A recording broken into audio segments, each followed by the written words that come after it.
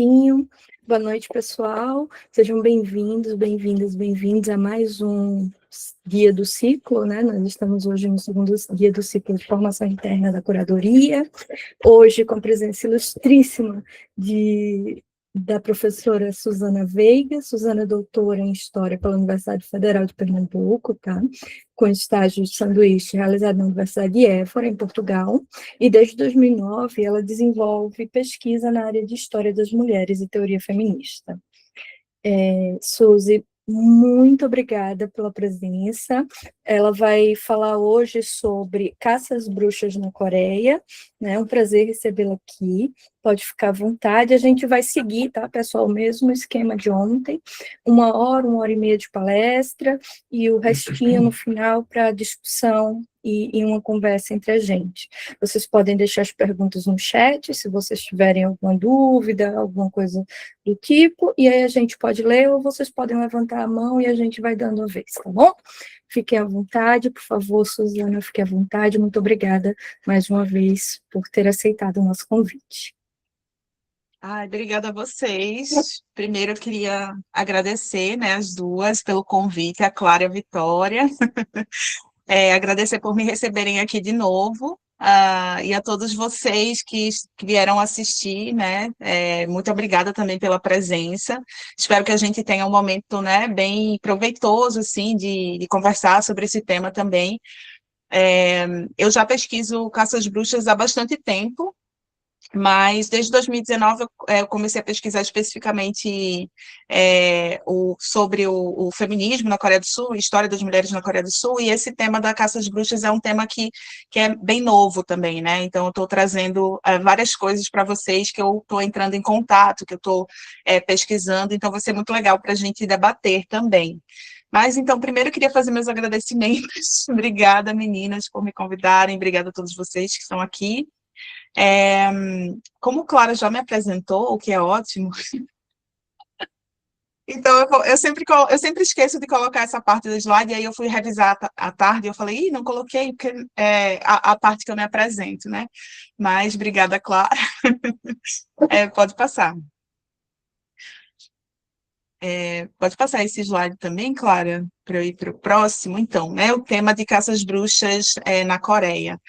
Como eu falei para vocês, eu já faço pesquisas nesse tema específico, na verdade, do tema da caça às bruxas, que a gente já conhece, que já está no nosso imaginário, né, que é a caça às bruxas europeia, a caça às bruxas ocidental, né, todo aquele aparato que a gente conhece de inquisição, de mulheres que foram perseguidas, queimadas, né, por causa do seu conhecimento sobre a natureza, sobre ciência, né, estudos mais recentes também da Silvia Federici, da Mona Chollet, de outras pesquisadoras, tanto fora do Brasil, na própria Europa, mas aqui dentro do Brasil também, porque nós tivemos a nossa própria versão da caça às bruxas, né, tanto perseguindo os saberes de mulheres europeias que vieram para o Brasil na colonização, mas também perseguindo as práticas, né, mágicas ou que eram classificadas como feitiçarias, como maldições feitas por pessoas de origem africana, por pessoas indígenas, etc. Né? Então, acaba que dentro desse território da América, do continente americano, a gente tem também as versões, né, dessas perseguições que ocorreram na Europa também, e que mudaram, na verdade, a estrutura do nosso mundo, né? Então, eu me debrucei sobre isso, porque principalmente durante o mestrado e depois no doutorado um pouco também, eu estudava os processos da Inquisição, né, que é essa grande instituição responsável pela morte de muitas pessoas, né, por se apropriar da riqueza, do dinheiro de muitas pessoas, por legislar sobre a vida das pessoas, sobre a sexualidade, né, sobre a expressão da vida e etc., né, que ocorreu ali a partir desse cristianismo, né. E uma das perspectivas que eu vou trazer para vocês hoje na verdade, a expansão desse conceito, dessa perspectiva de caça às bruxas, né, para outros espaços. Hoje a gente está trabalhando com isso, quem trabalha com história comparada, principalmente, né, que é o que eu vou utilizar basicamente hoje, está pensando para fora do continente europeu, para fora dessa perspectiva ocidental, né, com as devidas proporções, aí a gente vai mergulhar um pouquinho nisso também, de entender como foi a perseguição aos saberes femininos, as mulheres consideradas desviantes, as mulheres que eram associadas a práticas consideradas que fossem marginalizadas, ou práticas que não fossem mais de acordo com o que o Estado tivesse definido, que era a religião oficial, a forma de se comunicar com um mundo espiritual, etc. Né? Então, a gente vai trazer essa perspectiva comparada agora de caça às bruxas para a Coreia, mesmo porque é até um termo que está sendo utilizado por pesquisadores coreanos para se referir a essas perseguições específicas que foram feitas ali dentro da península, tá? Pode passar, Clara. Eu não sei se é Clara ou a Vitória que está passando, mas enfim. Eu trouxe uma citação da Mona Chollet, que é uma pesquisadora francesa, né, sobre, para a gente refletir um pouquinho, na verdade, do que significa caça às bruxas, né, porque a gente tem muitas visões sobre isso, e muitas delas são moldadas, na verdade, pela cultura pop, como a gente chama, né, ou pelo conhecimento, pelo senso comum, né, por essa ideia de que, era um monte de gente supersticiosa, um monte de gente, uma histeria coletiva, que as pessoas acabavam, né, se perseguindo, se denunciando, perseguindo mulheres e por aí vai, né? Mas a gente precisa pensar de outra perspectiva também, né? De que essa caça às bruxas, ela entra em vários desses territórios, né? Seja na Europa, seja na África, seja agora, como a gente vai ver na Coreia também, na estruturação de vários estados e na estruturação do sistema que a gente conhece como patriarcado também, né? Que vai estabelecer os papéis de gênero, né? Vai estabelecer como uma mulher deve ser e como ela deve se comportar, como um homem deve ser e deve se comportar, as hierarquias, o que é uma família, né? Então, todos esses papéis começam a ser definidos a partir do momento que esses estados, que a moral, que a ética dos estados vão se constituindo, né? E se a gente for pensar, por exemplo, o período auge da caça às bruxas no Ocidente foi o século XVI e XVII, né? Que é o período que a gente está tendo a constituição do malfadado capitalismo, né? Então, a acumulação primitiva fez parte desse processo também de roubar, tá? O dinheiro das mulheres, de tirar a propriedade de terra das mulheres. E quando a gente olha para a Coreia também, com essas ferramentas da história comparada, por exemplo, né, a perseguição às mulheres, as mudang, né, as mulheres que eram responsáveis, né, pelo xamanismo, pela religião indígena coreana, que a gente vai ver mais à frente, né, a perseguição a elas foi instituída também quando o Estado, né, digamos assim, mais moderno, as estruturas do Estado moderno confucionista coreano estavam se organizando, né, e se estava definindo ali qual era o papel do rei, qual era o papel da família, do pai, da esposa, dos filhos, as hierarquias intrafamiliares e tudo mais, né. Mas, enfim, deixa eu ler a citação da Mona. Ela diz assim: ao aniquilar, por vezes, famílias inteiras, fazendo reinar o terror, reprimindo sem dó alguns comportamentos e algumas práticas que passaram a ser consideradas intoleráveis, as caças às bruxas contribuíram para formar o nosso mundo. Se não tivessem acontecido, viveríamos provavelmente em sociedades muito diferentes. Elas nos falam muito sobre as escolhas que foram feitas, os caminhos que foram privilegiados e os que foram condenados. No entanto, nós nos recusamos a encará-las. Mesmo quando aceitamos a realidade desse acontecimento histórico, achamos um jeito de mantê-la à distância, né? Isso acontece, na verdade, com a perspectiva de uma história que não seja a história hegemônica, né, gente? Então, o que a gente está fazendo aqui é sair desse ponto de vista hegemônico e entender, na verdade, como essa decisão, né, de subalternizar a mulher, de perseguir a mulher, né, de, às vezes, eliminar uma linhagem feminina inteira, né, mães, filhas que praticavam determinadas coisas, ou que eram consideradas pessoas fora da norma, né, pessoas que não se adequavam, pessoas que não eram consideradas normais, né, quando se eliminava isso, você estava eliminando também um modo de viver no mundo, né, um tipo de conhecimento, vários tipos de conhecimento. Então, esse novo mundo que vai se organizar a partir da caça às bruxas, na verdade, ele é um mundo diferente, é o mundo que nós vivemos hoje, né? como as relações se estabelecem hoje. Se a gente for olhar, né, a gente pode fazer esse comparativo, inclusive, com a história da Coreia, né, muitas das coisas que existem hoje na sociedade, que marcam a forma como a sociedade coreana funciona, vêm desse período, né, esse período do estabelecimento do neoconfucionismo, da organização da família, do casamento, dos deveres da esposa, do que era considerado que uma mulher deveria fazer para ela ser considerada normal, né, e muitas mulheres foram mortas, foram perseguidas, viveram no ostracismo por estarem, né, ou por viverem de forma diferente do que isso era definido, né. Enfim, então, esse era só para a gente começar, pode passar.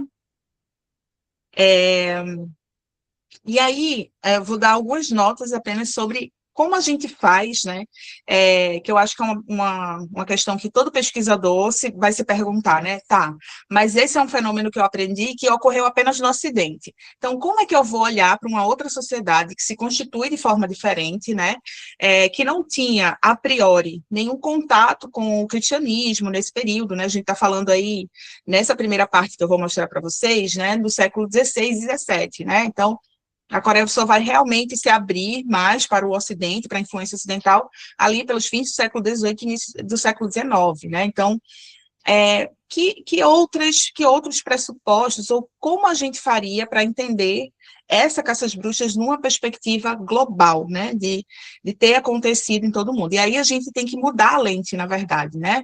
Então, pode passar. Então, o que é que a gente vai fazer para que a gente consiga, né, entender esse fenômeno, né, dentro desse termo, que vai virar um termo, né, que vai se referir a essas perseguições às mulheres em vários lugares, né, mas entender também como ele vai se manifestar em cada lugar de uma forma particular, né? Então, por exemplo, quando a gente fala de patriarcado, né? Ah, é o patriarcado. Tá, mas o patriarcado que geralmente as pessoas se referem é o patriarcado ocidental, né? Como ele se constitui a partir do cristianismo, né? Como ele usa ali a filosofia grega para justificar que as mulheres são seres inferiores, que são falhas da natureza humana e etc, né? Quando a gente vai para a Coreia, por exemplo, né, tem uma constituição de um patriarcado coreano, mas esse patriarcado se estabelece a partir do neoconfucionismo, né, e vai se embrincar ali também com a presença do budismo, né, não apenas enquanto uma religião, mas como uma filosofia, uma ética, uma moral que direciona os papéis sociais, né, a forma como as pessoas vivem. Então, para a caça às bruxas, a gente vai fazer basicamente isso também, né, entender tanto a perspectiva teórica mais ampla, né, de definir isso dentro de um fenômeno global de perseguição aos saberes femininos, né, às mulheres, mas também de entender como se manifesta de uma forma particular ali nesses territórios, né. Então, ela não é, inicialmente, né, a caça às bruxas, apenas um fenômeno ocidental de base europeia e cristã, né? A gente vai ver isso acontecendo em vários outros territórios, né, sendo chamados com outros nomes, outras nomenclaturas também, mas que hoje os pesquisadores, ao estudarem essas perseguições, né, essas mortes também que ocorreram, os pesquisadores decidem colocar dentro desse termo até para fazer essas comparações e para entender que isso aconteceu de forma mundial, né? Então, a história comparada ela vai ser essencial para analisar esse fenômeno e entender todas as diferenças de ordem cultural, religiosa, política, mas também as similaridades, né? Então, uma das coisas que a gente vai debater hoje, que eu vou trazer para vocês, é o quanto as mulheres, que eram consideradas mais livres, eram perseguidas em qualquer lugar, né? Então, assim, mulheres mais velhas, que eram viúvas, mulheres que não estavam sob a autoridade masculina, que não estavam dentro de um vínculo de casamento, né? Mulheres que levantavam a voz, mulheres que viviam formas de sexualidade mais livre, tudo isso representava uma ameaça à ordem, e exatamente por isso a gente observa isso acontecendo, essas perseguições acontecendo a esses grupos específicos, não só na Europa, mas no Japão, na Coreia, né? Em Gana, por exemplo, né? Tem hoje um grupo de pesquisadores coreanos que, inclusive, fazem análises comparativas com Gana, né? Que hoje é um país da África que tem uma história com a caça às bruxas muito grande, que dura até hoje, inclusive, né? Enfim, então, nações africanas e asiáticas também elegeram as mulheres e seus corpos, né, como templos do obscuro, né, então, tem essa visão, tem essa tentativa de controle desses seres que vão ser considerados indomáveis, né, que não querem obedecer às normas, né, no século, na virada do século XV para o século XVI, por exemplo, né, a rainha Soye, né, que era uma rainha da Coreia, de Joseon, né, ela vai escrever um tratado, né, a gente chama de tratado, chamado Nahum, não sei se vocês já ouviram falar, devem ter ouvido, mas nesse tratado ela vai escrever, inclusive, não fique com raiva do seu marido se ele bater em você, né? Porque ele está tentando lhe corrigir. Mulheres, contenham sua raiva, né? Então, assim, a gente sabe que quando existe, né? Uma das coisas que eu costumo dizer nas minhas aulas é: se existe gente falando para você não fazer, é porque você está fazendo, né?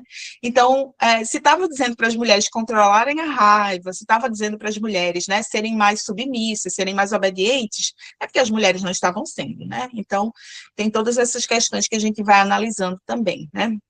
Então, eram vistas como incivilizadas, né? Eu vou trazer para vocês hoje, na verdade, dois momentos onde houve essa perseguição, né? Essa caça a bruxas ou essas mulheres consideradas desviantes, né?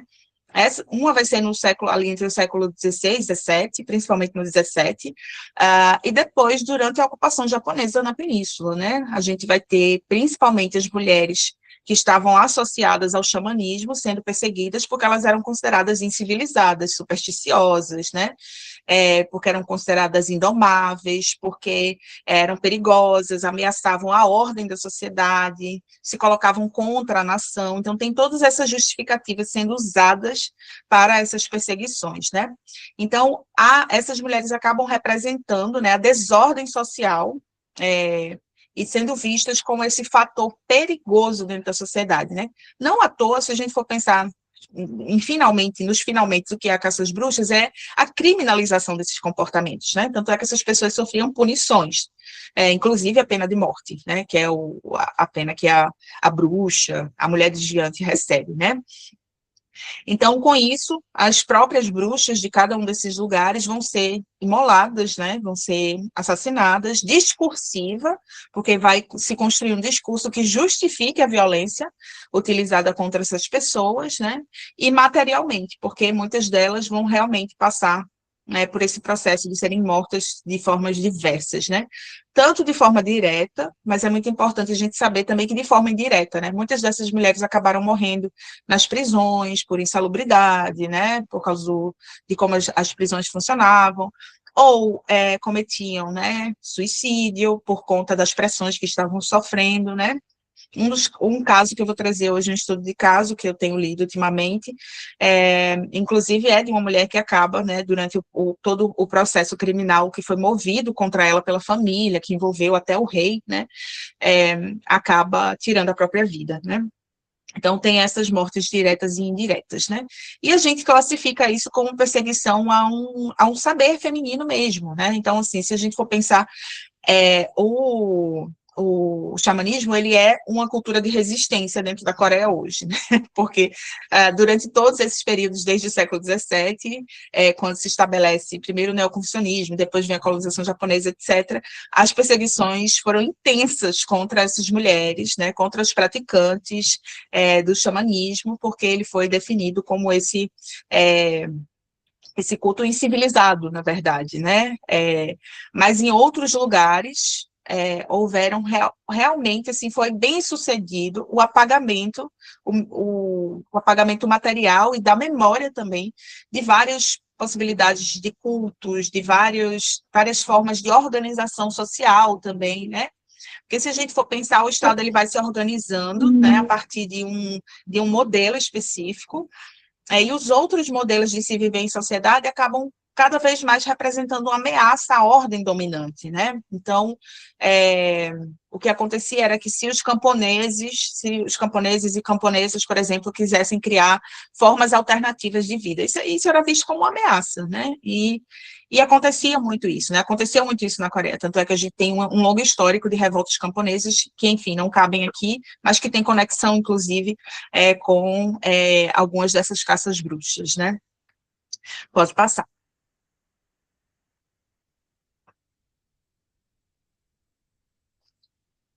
E aí, quando falamos sobre caças bruxas para outro espaço, né, que não seja esse espaço europeu, que foi o que esse designativo primeiro foi utilizado, né, a gente utiliza essa perspectiva da análise comparada para identificar essa similaridade, como eu disse para vocês, de processos sociopolíticos ocorridos nesses espaços, né, nessas histórias distintas também, e a importância de fazer aproximações, né, para ver esses componentes que foram parecidos, né.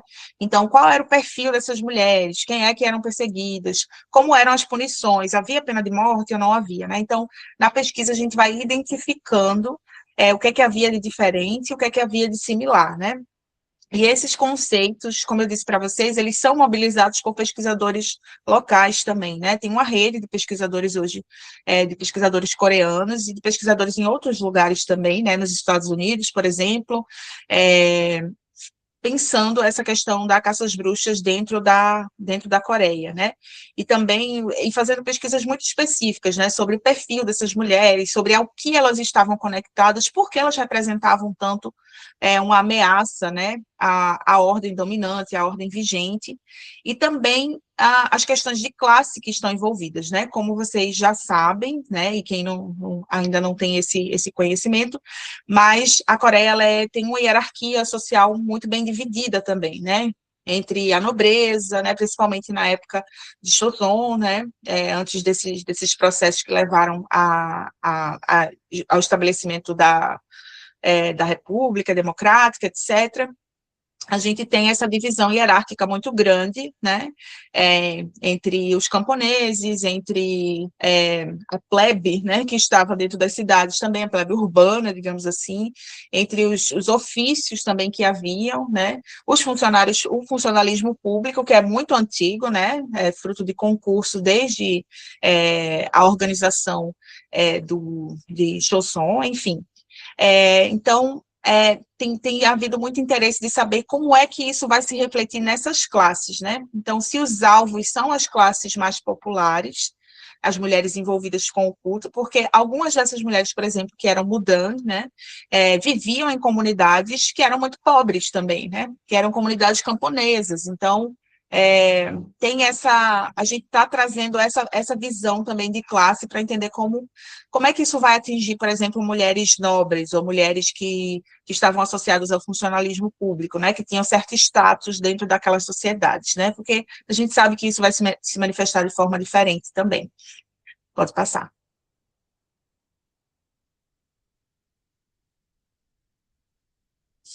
E aí, falando especificamente, né, sobre como se inicia essa perseguição, né, quando a gente pode definir pela primeira vez que houve essa perseguição, a gente sabe que ela vai se desenrolar, né, dentro das paredes do Estado. E o que isso quer dizer?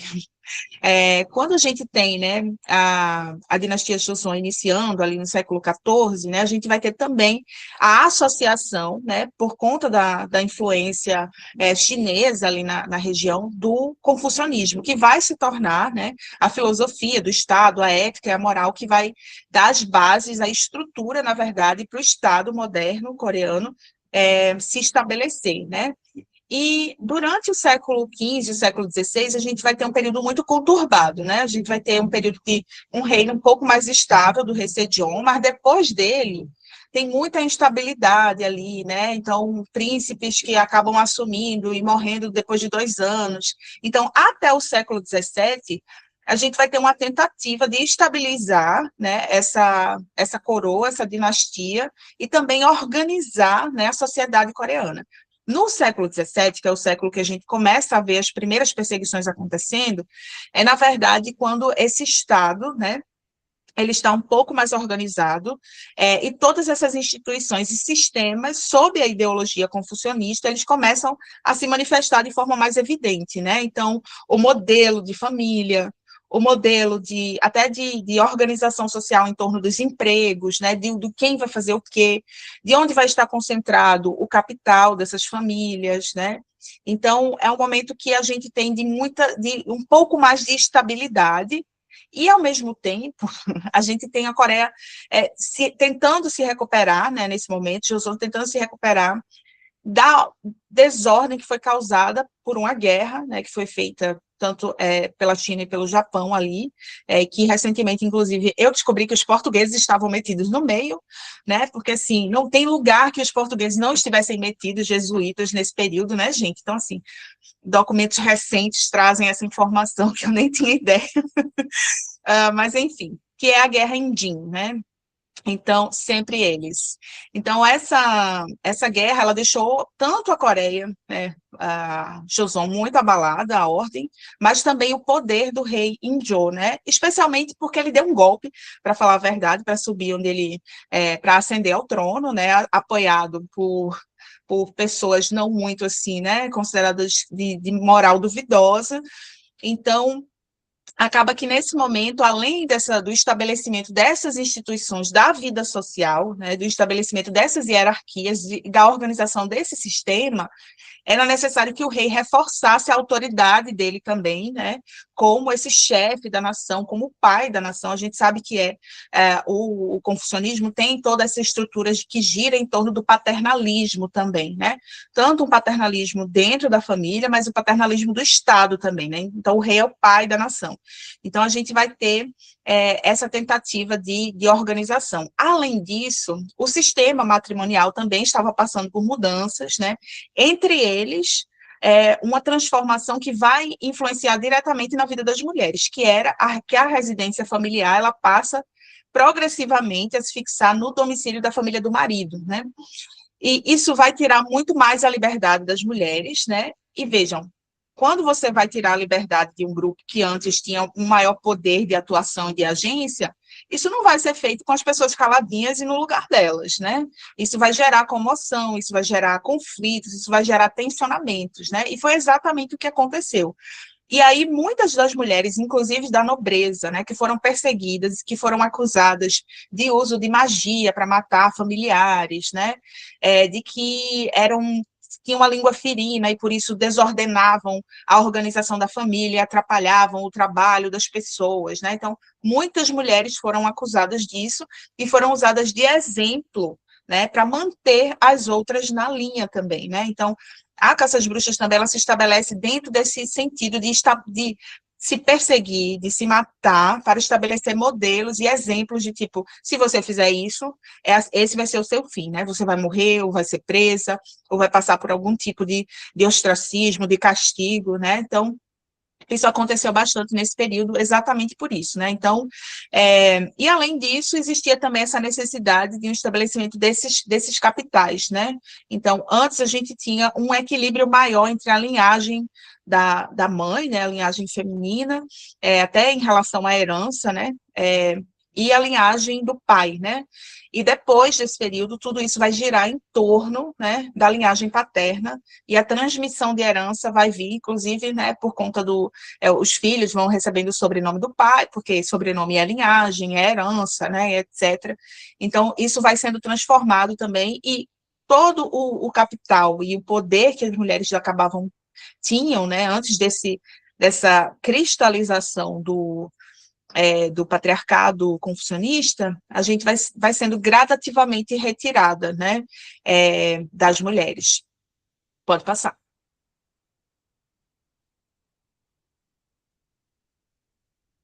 E aí, uma das coisas que é interessante também é para a gente entender qual eram os perfis, né? Então, inicialmente, a gente tem, obviamente, várias dessas mulheres que são mulheres casadas, mulheres que estavam indo viver, né, com os sogros, e que eram consideradas, né, que estavam fora do padrão, mulheres desviantes, né? Mas a gente tem também alguns grupos específicos dentro da sociedade, né, que vão acabar sendo alvo. Entre elas, as chamadas mulheres solitárias, né? Então, assim, se você chegasse a uma determinada idade, não estivesse casada, não tivesse filhos, né, não fosse uma viúva, você com certeza ia se transformar num alvo, né, porque essas mulheres que eram chamadas de Dokneo, né, são essas mulheres que não tinham esse termo específico, esse status específico, antes garantiam a elas alguns benefícios sociais, né? Tinha essa ideia de se distribuir alguns benefícios sociais para as pessoas que estavam nesse lugar de não ter um pai para sustentar, ou um marido, etc., né? Já que tudo começava a girar em torno dessa casa paterna, né? Mas essas mulheres eram vistas, né, como fora da normalidade, eram consideradas anormais, inclusive muitas vezes elas eram associadas, né, a pessoas incapazes, né, tinham uma designação específica. Eu vou falar disso um pouco mais à frente também, porque elas entravam dentro desse grupo de pessoas não apenas desviantes, mas consideradas incapazes, né, de estar plenamente na vida social, né, pessoas que tinham algum tipo de deficiência, pessoas que, enfim, né, então tudo isso era colocado dentro desse lugar da não normalidade, né. E as outras, né, e isso é um ponto que se aproxima da Europa, por exemplo, né, da caça de bruxas na Europa. As viúvas eram um alvo muito frequente. Por quê? Porque na viuvez, você controlava, né, o patrimônio da família, né? Você acabava controlando o patrimônio da família, o patrimônio do marido, né? Então, dentro desse espaço da família, muitas dessas viúvas não apenas, né, controlavam esse patrimônio, mas às vezes assumiam os negócios dos maridos, né? Então, se eles tivessem diversos ofícios, né, fossem escrivãos, se eles fossem pintores, né? Então, essas profissões, essas pequenas profissões que estavam no espaço urbano, ou se ela estivesse também, né, dentro do espaço rural, elas acabavam assumindo esse espaço também, e isso começou a representar um problema, né? Então, as viúvas, que eram as guabu, né, e as jovens solteiras também, qual era o perigo que fazia com que o Estado estivesse sempre em observação das solteiras, né? Para que elas não se tornassem umas doqueneô, né? Para que não envelhecessem, passassem da idade de casar e acabassem não entrando dentro desse vínculo do casamento, porque acabava que o vínculo do casamento garantia um pouco mais de controle sobre a sexualidade dessas mulheres, né? Sobre o comportamento delas, sobre o dinheiro delas também, né? O capital, as heranças, né? Então, esses grupos acabavam sendo os grupos que ficavam mais sob observação, né? Esses 3 grupos de mulheres, e também as órfãs, né? Sempre as órfãs nessas sociedades, né? Acabam sendo essas pessoas que são vistas como não tem vínculo nenhum, então é perigosa, né? Vamos ver o que elas podem fazer, né? O que é que lugar a gente pode colocar essas mulheres, que elas não representem um perigo para as famílias, que elas não representem um perigo para o Estado, né? Que não fiquem nas ruas também, que não entrem, né, em organizações que possam se tornar perigosas para a ordem do Estado, né? Então, vejam que a ideia de ordenamento, ela é muito importante, ela é fundamental, né?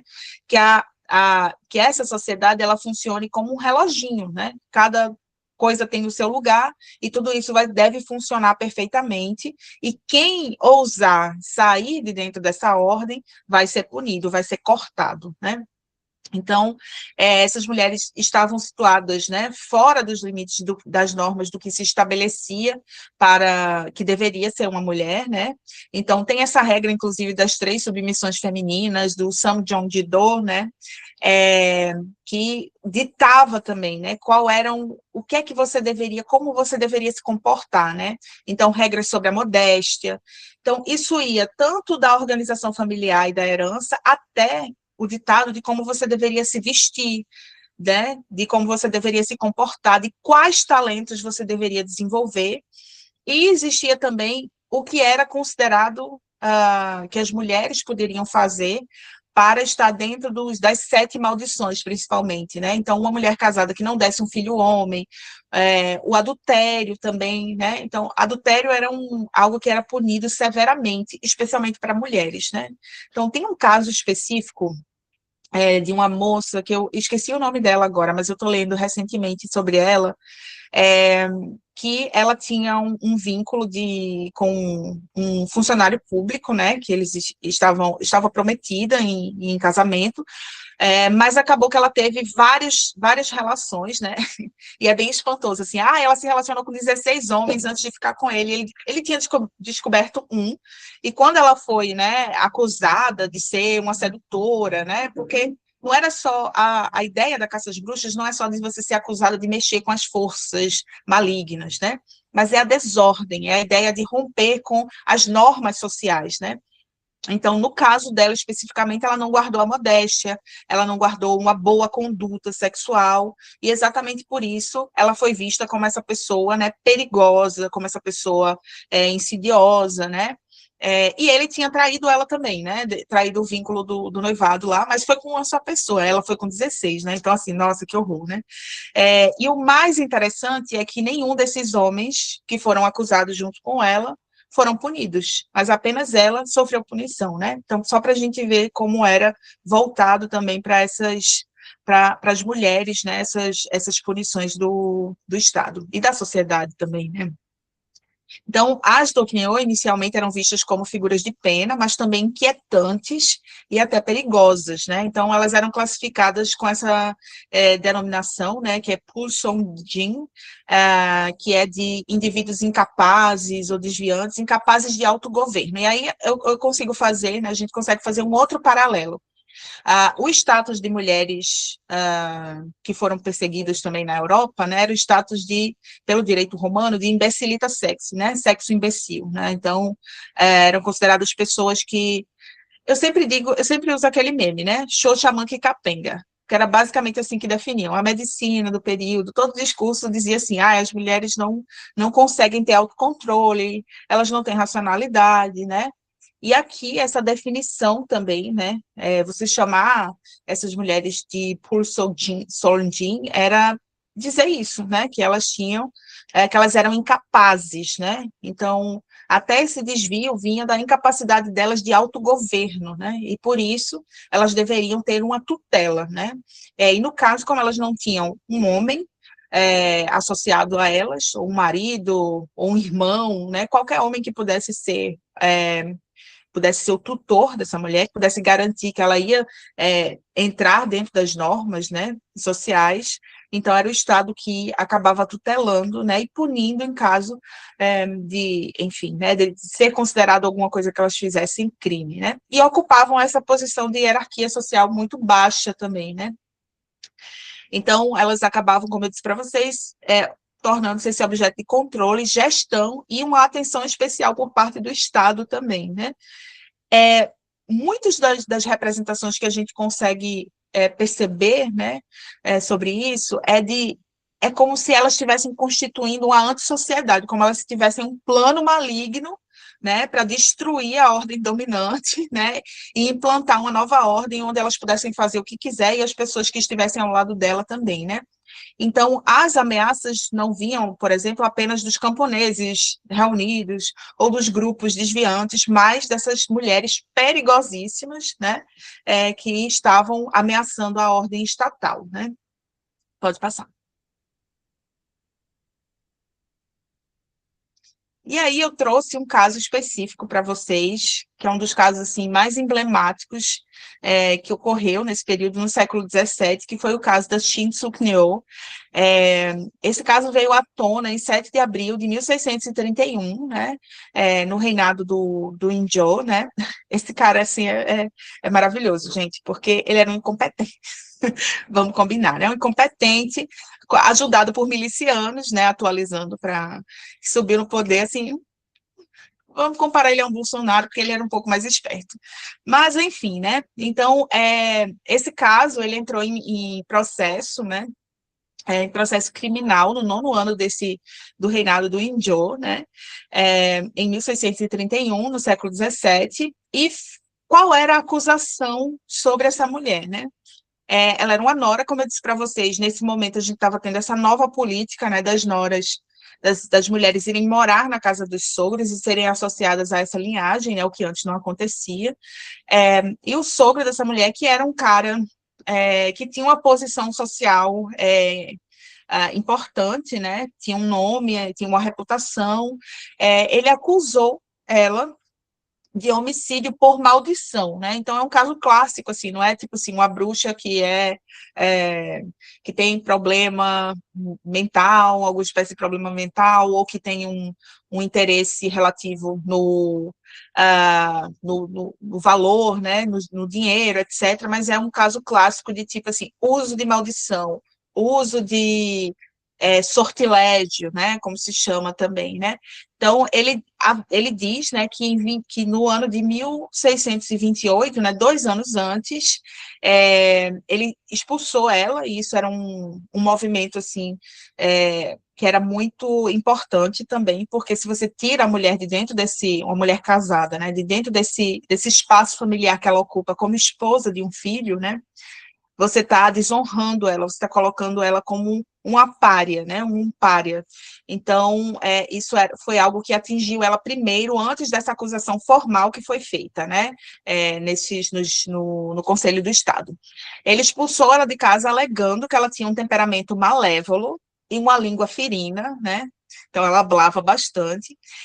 E menos de um ano depois, em 1629, ele diz que o irmão do marido dela, né, acabou falecendo e que a culpa era dela, porque ela lançou alguma maldição, né?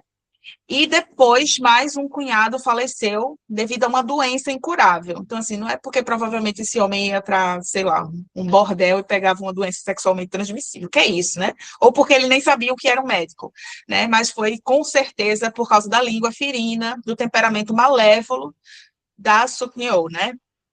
E aí, após, o caso se arrastou bastante, o processo dela é gigantesco, né? Porque foram ouvidas muitas testemunhas, mas o marido dela se colocou contra ela também, né?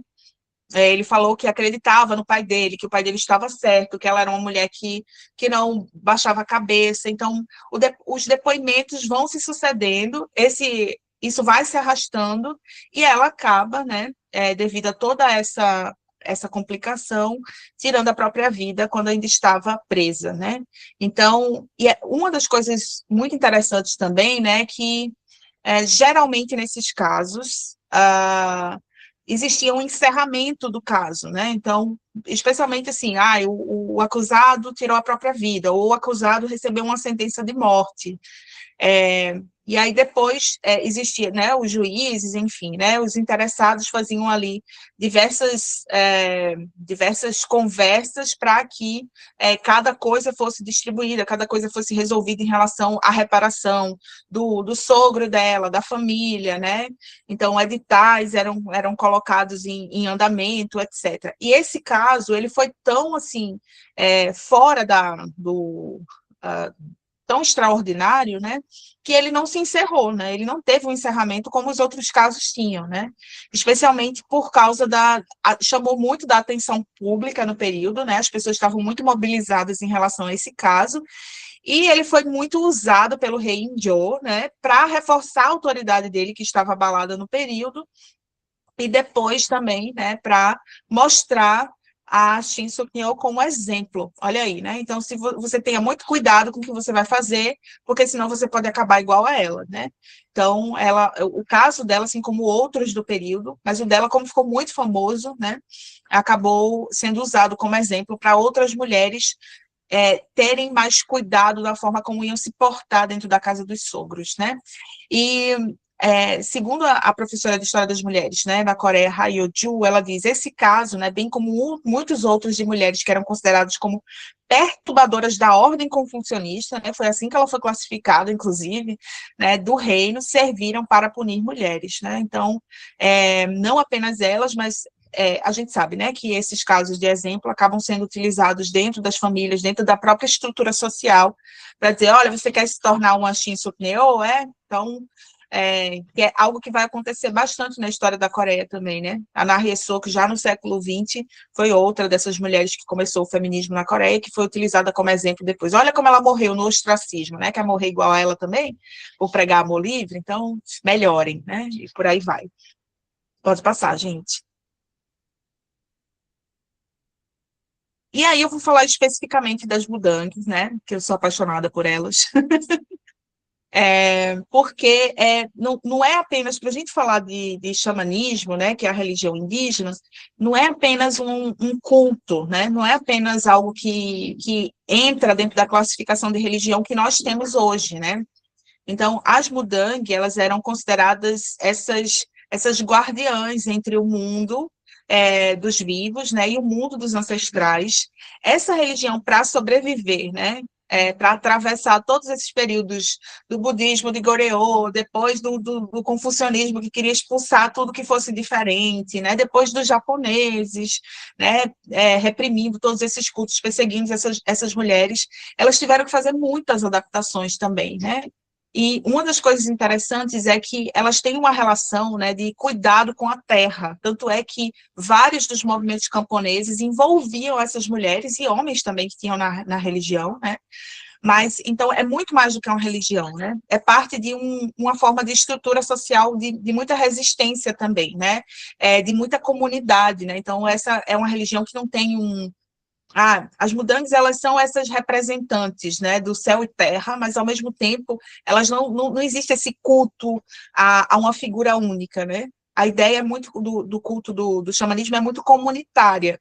E imagina se isso não é uma ameaça a uma ordem que estabelece, né, um homem, um rei, né, essas figuras como o centro único do poder, né? Então, elas eram perigosas não apenas porque eram mulheres que, sei lá, conseguiam fazer você quebrar o pé. Não era só isso, né? Representava toda uma forma, uma contracultura mesmo, né? Uma outra forma de organização social, e isso foi visto como algo que precisava ser eliminado, né?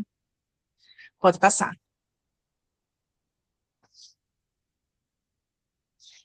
E aí, só para falar rapidamente também, o xamanismo, na verdade, ele tem uma origem possivelmente na Mongólia, né?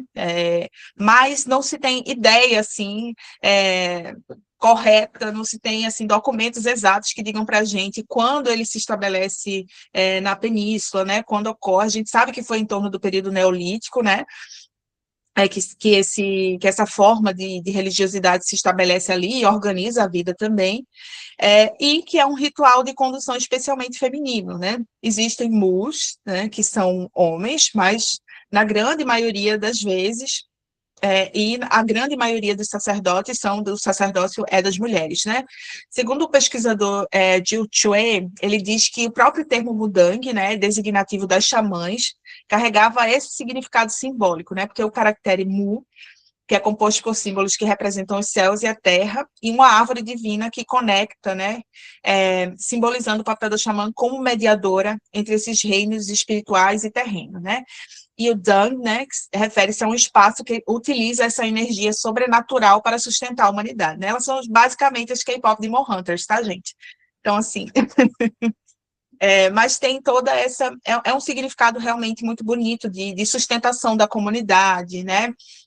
Tanto é que durante o período tanto dessa perseguição, várias comunidades foram desbaratadas mesmo, né, pelo poder estatal, e que giravam em torno de várias dessas mudangues que organizavam essas comunidades, né? Elas também iniciaram tipos de poupança coletiva, né? Então, durante o período colonial japonês, elas foram perseguidas porque elas tinham muita relação com mulheres e homens camponeses, né, que tinham uma espécie de circulação de moeda, de alimentação que não dependia do Estado colonial japonês, né? Então, imaginem isso, né? Isso é um perigo, né? Então, realmente, essas mulheres representavam um problema não apenas espiritual, né? Não era uma questão de magia, especificamente. Pode passar.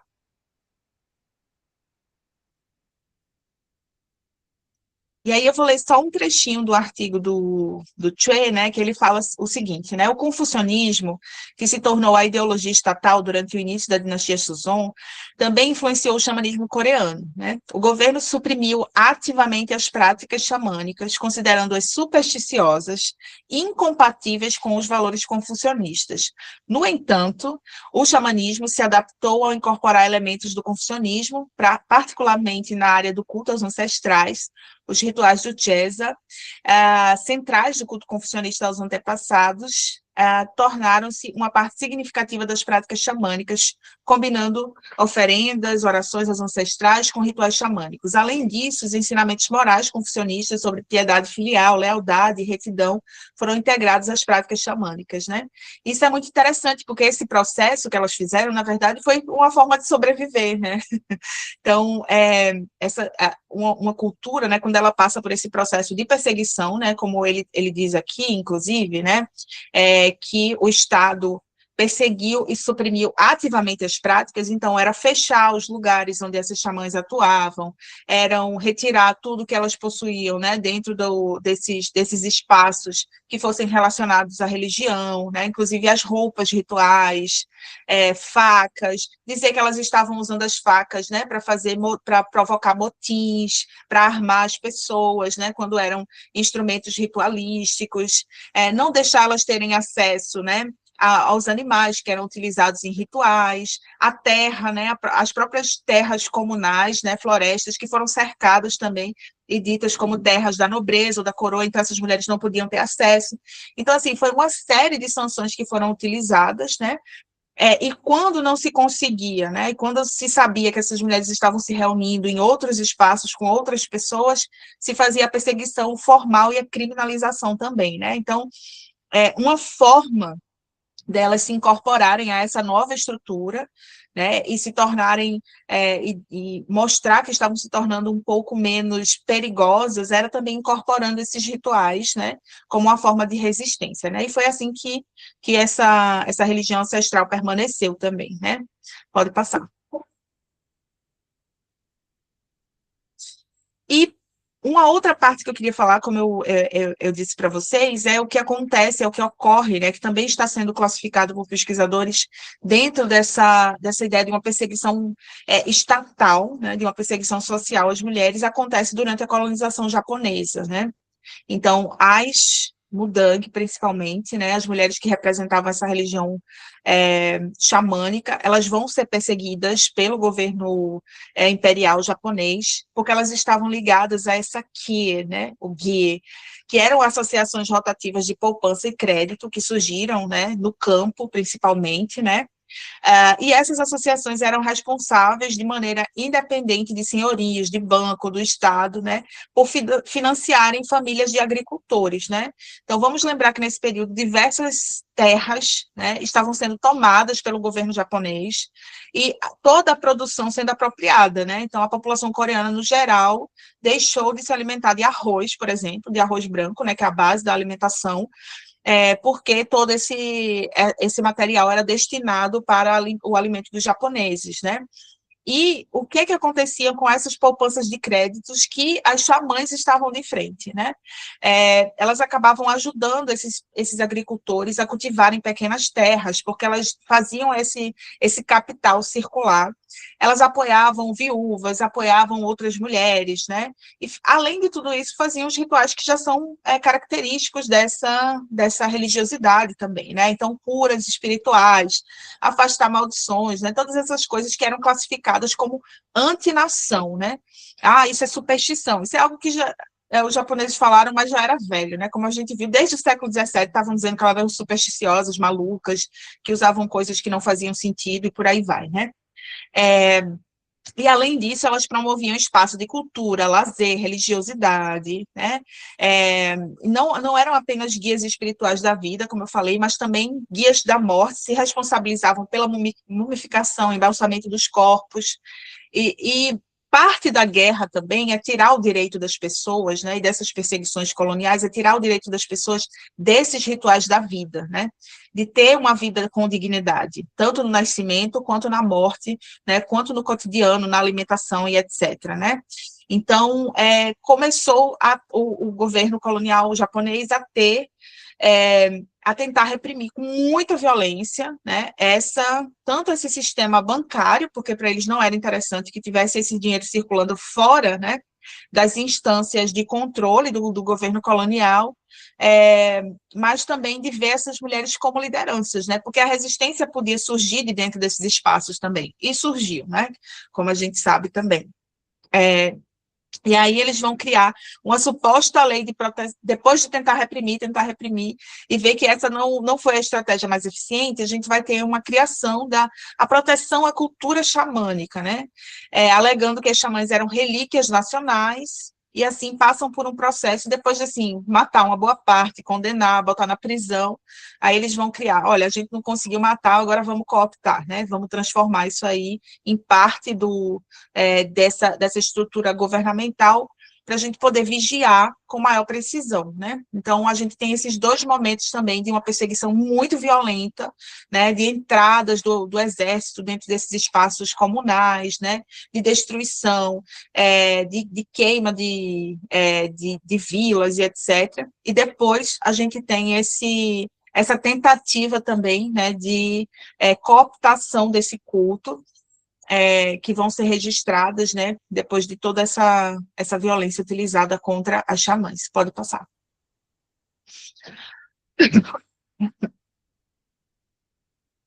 E uma das últimas coisas que eu queria falar também, né, é sobre como uma parte dessa pesquisa, né, está entendendo as resistências que haviam dessas mulheres, né, como elas construíam essa resistência, e como era importante também os espaços, né, que eram criados, tanto esses de associação de crédito, mas também os espaços considerados de cura, né? Porque hoje a gente pode até olhar com, mas isso aí, né, nem existe, etc, etc, né? Mas a gente está falando de pessoas, né, que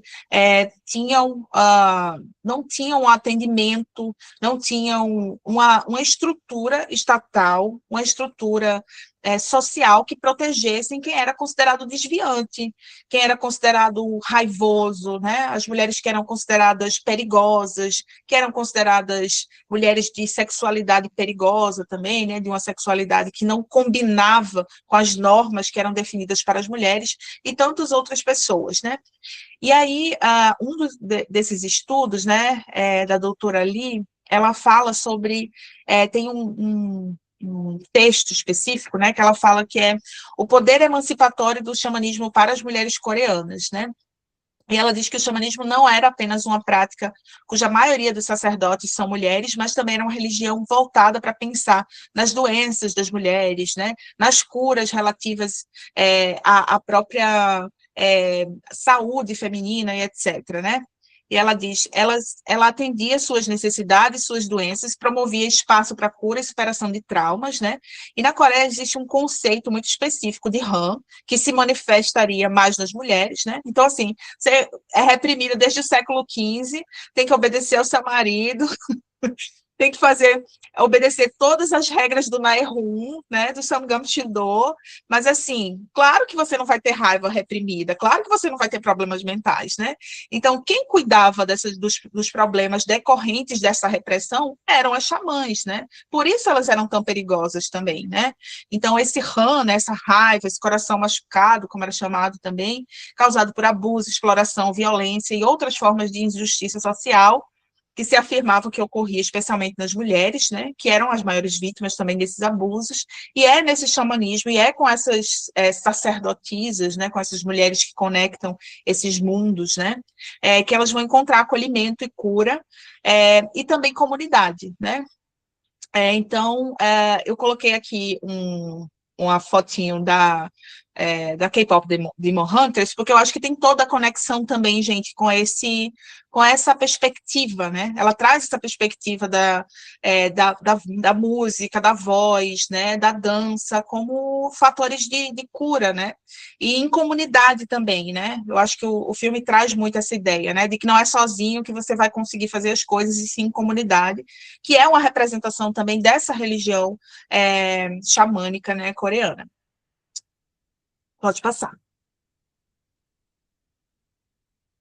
Só para finalizar também, para a gente conversar, né? Eu sempre trago alguns pontos assim para a gente pensar quando a gente vai falar sobre esse assunto especificamente, né? Então, por exemplo, sobre o caso da Shin Suk-yeol, né? Bem como outros que visavam o controle da atuação pública feminina nas comunidades, né? O que isso representa dentro de um Estado que estava se estruturando em torno de um patriarcado, né? O que vai representar a perseguição a essas mulheres, a prisão, a criminalização de atitudes que são consideradas desviantes, né? O que isso representa e como isso vai, a gente estuda o passado, né? para entender como isso se manifesta no presente também, né? Então, várias dessas regras que foram estabelecidas nesse período, lá no século XVI e XVII, foram ressignificadas, mas continuam atuando dentro da sociedade coreana também, né? Mesmo que hoje o confucionismo não seja considerado nem uma religião, nem uma filosofia oficial do Estado, a moral e a ética confucionista ainda continua sendo direcionadora da vida dentro da sociedade coreana, né? E todas essas imposições que foram feitas a mulheres como Shin Suk-yeol e tantas outras, né, continuam tendo seus ecos se refletindo dentro dessa sociedade, né? E qual era o objetivo também dessas perseguições, do uso dessa violência por parte do Estado, né? Por parte das pessoas? Era o maior controle da sexualidade feminina, né? Era o controle também dos comportamentos, o controle da moral também, né? E isso vai influenciar diretamente no estabelecimento desse Estado moderno coreano e da ideia da moralidade feminina, né? Que vai haver o contraponto, né, esses exemplos que vão ser utilizados, e a regra, qual é a regra? Né? Essas que estão nos manuais, essas que estão dentro das definições oficiais do que você deve fazer, né, desses papéis de gêneros que são estabelecidos para as mulheres seguirem como norma, né? E outros fatores eram mobilizados também, né, como instrumentos políticos e sociais de controle. E em outros momentos da história, a perseguição sistemática de mulheres e suas formas de existir está sempre associada à manutenção da ordem política, né? Se a gente for pensar por que as xamãs foram perseguidas, tanto no século XVII pela dinastia Joseon, né? Pelos reis da dinastia Joseon, e posteriormente no governo japonês, era também porque a forma como elas se organizavam, quem elas atendiam, né? Representava uma ameaça à ordem dominante, né? Então, para a gente entender tanto como isso reverbera até os dias de hoje, né, na sociedade, mas também por quê, né? Qual era o objetivo desse controle exagerado sobre as mulheres, o uso da violência sobre as formas como elas viviam, que eram diferentes daquelas esperadas, né? Então, acho que é isso. Agora vou amar que a gente converse sobre. Ai, Suzy, é sempre muito, muito, muito bom escutar você falar. Eu acho que eu falo por todo mundo que está aqui, né? Que é sempre muito feliz escutar a Suzy falar e refletir mesmo sobre coisas que a gente geralmente, que a gente vivencia, mas que passa muito, né? Assim, como natural, como algo Uhum. dado, como algo, não como uma criação e um sistema, né? E eu acho que é sempre muito importante ouvir Suzy falando. Pessoal, podem ficar à vontade, vocês podem levantar a mão e ir conversando aos pouquinhos. Tem uma pergunta no chat, deixa eu ler, peraí. Rodrigo Moraes falou assim: eu queria perguntar porque travou para mim a parte que a Suzy falou do fenômeno da caça às bruxas, enquanto um fenômeno global. Se puder falar mais um pouquinho sobre isso. Muito bom. Então, como eu falei, assim, hoje quem pesquisa história, né, história das mulheres principalmente, tem tentado observar, né, como, em termos globais, né, porque a gente pensa, a gente é levado a pensar pela forma como a história é passada para nós na escola, etc., que a globalização ela só acontece depois que existe, sei lá, internet, aviões para levar as pessoas para todo mundo, né? E é muito interessante porque quando a gente vai estudar o século XVI, XVII, o mundo era todo interconectado, né? Tanto de forma boa, né? Porque as pessoas circulavam bastante, mas de forma ruim também, porque era a colonização chegando em todos os lugares, né? A colonização europeia. E aí, uma das formas da gente também estudar, né? Quando se estuda caça às bruxas, se quer entender por que os estados, né? eles vão, quando eles se formam, os estados nacionais, os estados modernos, porque eles se formam explorando a capacidade reprodutiva das mulheres, porque eles se formam enquanto retiraram, né, o poder de agência das mulheres e colocaram as mulheres enquanto seres que eram incapazes, que eram problemáticos, que causavam a desordem, né? Sempre que a gente vai falar de mulheres, por exemplo, a gente associa essa imagem do caos, né? Da desordem, da falta de controle das emoções, né? Isso não é algo que é natural, né? Isso é construído historicamente através de um discurso para justificar a perseguição das mulheres também, né? E uma das coisas que a gente começa a fazer depois que a gente estuda a caça às bruxas é entender, primeiro, como esse reflexo do que aconteceu na Europa chega em outros territórios, né? Então, a gente sabe que aqui, por exemplo, a Espanha colocou 3 tribunais da Inquisição no Novo Mundo, né? A Inquisição de Lima, a Inquisição do Novo México, né? Então, e aí elas perseguiram não apenas mulheres brancas acusadas de bruxaria, né? Que é a bruxa clássica que a gente conhece, mas perseguiram mulheres indígenas, né? Que eram consideradas desviantes, feiticeiras, mulheres de origem africana também. Aqui no Brasil a gente teve isso também. Inclusive, agora domingo eu vou fazer uma rota aqui por Olinda, que é a Rota das Mulheres, e eu vou falar de 4 mulheres que foram acusadas de bruxaria aqui, né? As bruxas de Olinda, né? Então, assim, a gente primeiro parte desse ponto, e depois a gente... uma das coisas que está se fazendo agora, né? A nova tendência da história comparada é entender como a gente pode observar essa perseguição em outros estados que se formaram fora da Europa, né? Fora do eixo ocidental. Então, retirar esse olhar do eixo ocidental e entender, né, como é que, se a formação desses estados, que são patriarcais, né, como é o caso da Coreia, por causa do patriarcado confucionista, se houve também uma perseguição sistemática às mulheres que eram consideradas fora da ordem, né, fora da norma. E aí quando a gente vai observar esses outros territórios e entender o que é que tem de parecido com o que aconteceu no Ocidente, o que é que tem de diferente, né? Então, a gente não tem uma formação na Coreia, por exemplo, parecida com o Ocidente, de um sistema mundo como o capitalismo. Então, a perseguição da caça às bruxas na Coreia e a instituição do Estado, né, moderno coreano, a partir da dinastia Joseon, não forma um sistema mundo capitalista, né? A Coreia não é um Estado colonizador naquele momento, né, que vai expandir esse território, né? Pelo contrário, né, só vive sofrendo invasões, coitados. Era o Japão de um lado, era a China do outro, e por aí vai, né?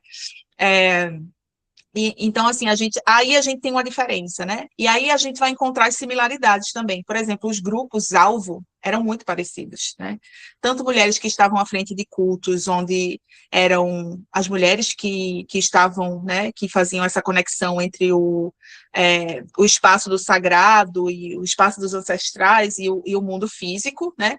Mesmo porque a religião oficial, quando ela se estabelece, né, ela vai colocar como símbolo central o poder masculino, porque senão quem domina o simbólico domina o real. Como é que tu vai botar uma mulher lá para ser a conexão entre o mundo dos deuses, das entidades, do sagrado e o físico, e botar um rei no trono, né? Seria muito mais lógico colocar uma mulher também, né? Então, assim, tem todas essas minúcias que a gente vai entendendo, né? E, no caso da comparação entre Coreia e Ocidente, a gente tem esses grupos-alvos muito parecidos. Mulheres que não estavam sob a tutela masculina, mulheres viúvas que tinham controle de alguma atividade, de algum ofício, né? A gente existiam muitas mulheres tintureiras, mulheres que faziam papel na Coreia também, né? Porque assumiam os ofícios do pai ou assumiam os ofícios do marido. E no Ocidente a gente tem as mulheres cervejeiras, né? As mulheres que tinham sapateiras, né? Dentro da Europa, e que tudo isso foi retirado delas também, né? E eram viúvas, mulheres solteiras, e no caso da Coreia especificamente, as Dokneo, né, que não é um caso que existe especificamente na Europa ou ou em outro lugar, mas que é um caso específico da Coreia, né, que eram as mulheres solitárias, né, que não tinham passado nem por uma viuvez e nem eram as solteiras casamenteiras, né, porque tinha essa definição também, né. Acho que é isso. Acho que foi Rodrigo, né? Não sei se eu respondi, Rodrigo. Acho que respondeu sim. No chat, Suzy, tem um pessoal pedindo, se possível, para você passar as referências depois que você Faço utilizou para sim. fazer a apresentação. E Faço sim. aí, qualquer coisa, você manda para a gente por e-mail que a gente manda para eles. Tranquilo, Mando tá? sim. Pode Perfeito. falar, Lívia. Boa noite, tá dando para me escutar? Uhum. Primeiro eu queria agradecer muito, assim, eu adorei a apresentação, deu um boom na minha mente, porque eu gosto muito desse tema de caças às bruxas e, ao mesmo tempo, eu queria muito juntar com a minha ancestralidade, porque apesar do meu sobrenome Thaís Sadoyama, eu tenho parte da família que é coreana também, e Uhum. você já me ajudou e já me deu muitas ideias, mas enfim. Eu queria falar que eu gostei muito e me fez refletir sobre o que você falou de como é importante a gente estudar o passado para pensar no presente, porque eu recentemente estava estudando sobre o mito da Medeia, né? Eu não sei se todo mundo Uhum. conhece, mas enfim, e como já se está tendo uma desconstrução de que ela não é essa mulher louca que matou os filhos, etc., Sim. mas que na verdade ela era o clássico, né? Conhecedora das ervas, detentora de muitos mistérios e da espiritualidade, do sobrenatural, e que ela era usada justamente como exemplo, né, do que não deveria ser seguido para não se ter punição sobre as mulheres. E eu acho muito interessante porque, na minha cabeça, quando a gente vai a caças às bruxas mais ocidentalizado, mais ali da europeia, para mim ficava meio claro que era uma questão muito assim, advém muito da base do cristianismo, sabe? Do cristão, assim. E é interessante, porque quando a gente vai para a Ásia e outros lugares, a gente tem aí o shintoísmo, a gente tem o animismo, então é diferente. Aí eu queria te Sim. perguntar, sabe, até que ponto realmente, assim, o cristianismo é um argumento válido, porque ele vai trazer muitas similaridades nesses discursos, mas você acha que é realmente meio que assim, uma coincidência de pensamentos ou foi também a um certo nível uma ocidentalização aí da Ásia, sabe? Assim como ocorreu na África. Queria, enfim, perguntar isso para você, o que você acha e do que você estudou, né? Muito boa a pergunta, Lívia. Então, se a gente for pensar no caso da Coreia, por exemplo, a influência principal da Coreia é a China, né? Então, o confucionismo veio, essa filosofia. O Confúcio era um grande machistão, né? Vamos combinar. Com todo respeito aí a quem gosta. Seria um incel atualmente? Quem sabe, né? Um red pill. Mas, assim, eu acho que existem alguns espaços, né? O Japão, por exemplo, né, estava tendo influência do cristianismo muito, muito cedo, né? Muito antes da Coreia, né? Então, na guerra em Jin, esses jesuítas que eu identifiquei chegando em Pusan, por exemplo, vieram com os japoneses, quando os japoneses tentaram invadir a Coreia ali, né? Então, assim, a presença dos jesuítas no Japão já era grande, no século XVI, XVII, e existia, sim, uma influência que é patriarcal, né? Porque vinha toda essa bagagem que é de um cristianismo entranhado da filosofia clássica também ali, da ocidental, né? Então, dos gregos, porque tem essa base grega também, né? Da filosofia grega que dizia que, enfim, né? Que as mulheres eram falhas da natureza, que as mulheres eram isso e aquilo, né? Então, assim, eu acho que para a Coreia especificamente, se a gente for pensar, a constituição desse patriarcado não tem uma influência assim direta do cristianismo, porque não tinha essa troca, né? E uma outra coisa interessante, e aí eu acho que combina com a perspectiva da teoria feminista sobre a construção do patriarcado, né? Porque não é uma coisa necessariamente intencional, tá? porque parece assim, que os homens acordaram um dia, vamos dominar as mulheres hoje. Não é isso, né? É um longo processo histórico que vai se estabelecendo, e às vezes, né, muito da teoria feminista fala que às vezes algumas medidas que foram tomadas dentro de sociedades para proteger as mulheres, né, porque as mulheres, né, tinham filhos, etc. Então, vamos proteger as mulheres, acabaram se tornando fator de contenção, que mais tarde vão ser fatores que vão colocar essa mulher numa posição de subalternidade, né? Então, tem tudo isso também que vai acontecendo. E no caso dessas filosofias, né, que já vêm mais estruturadas para outros territórios, a Coreia, né, tem até um livro aqui, aí depois eu acho ele, né, que é, como era o nome? The Lives of Korean Women in History.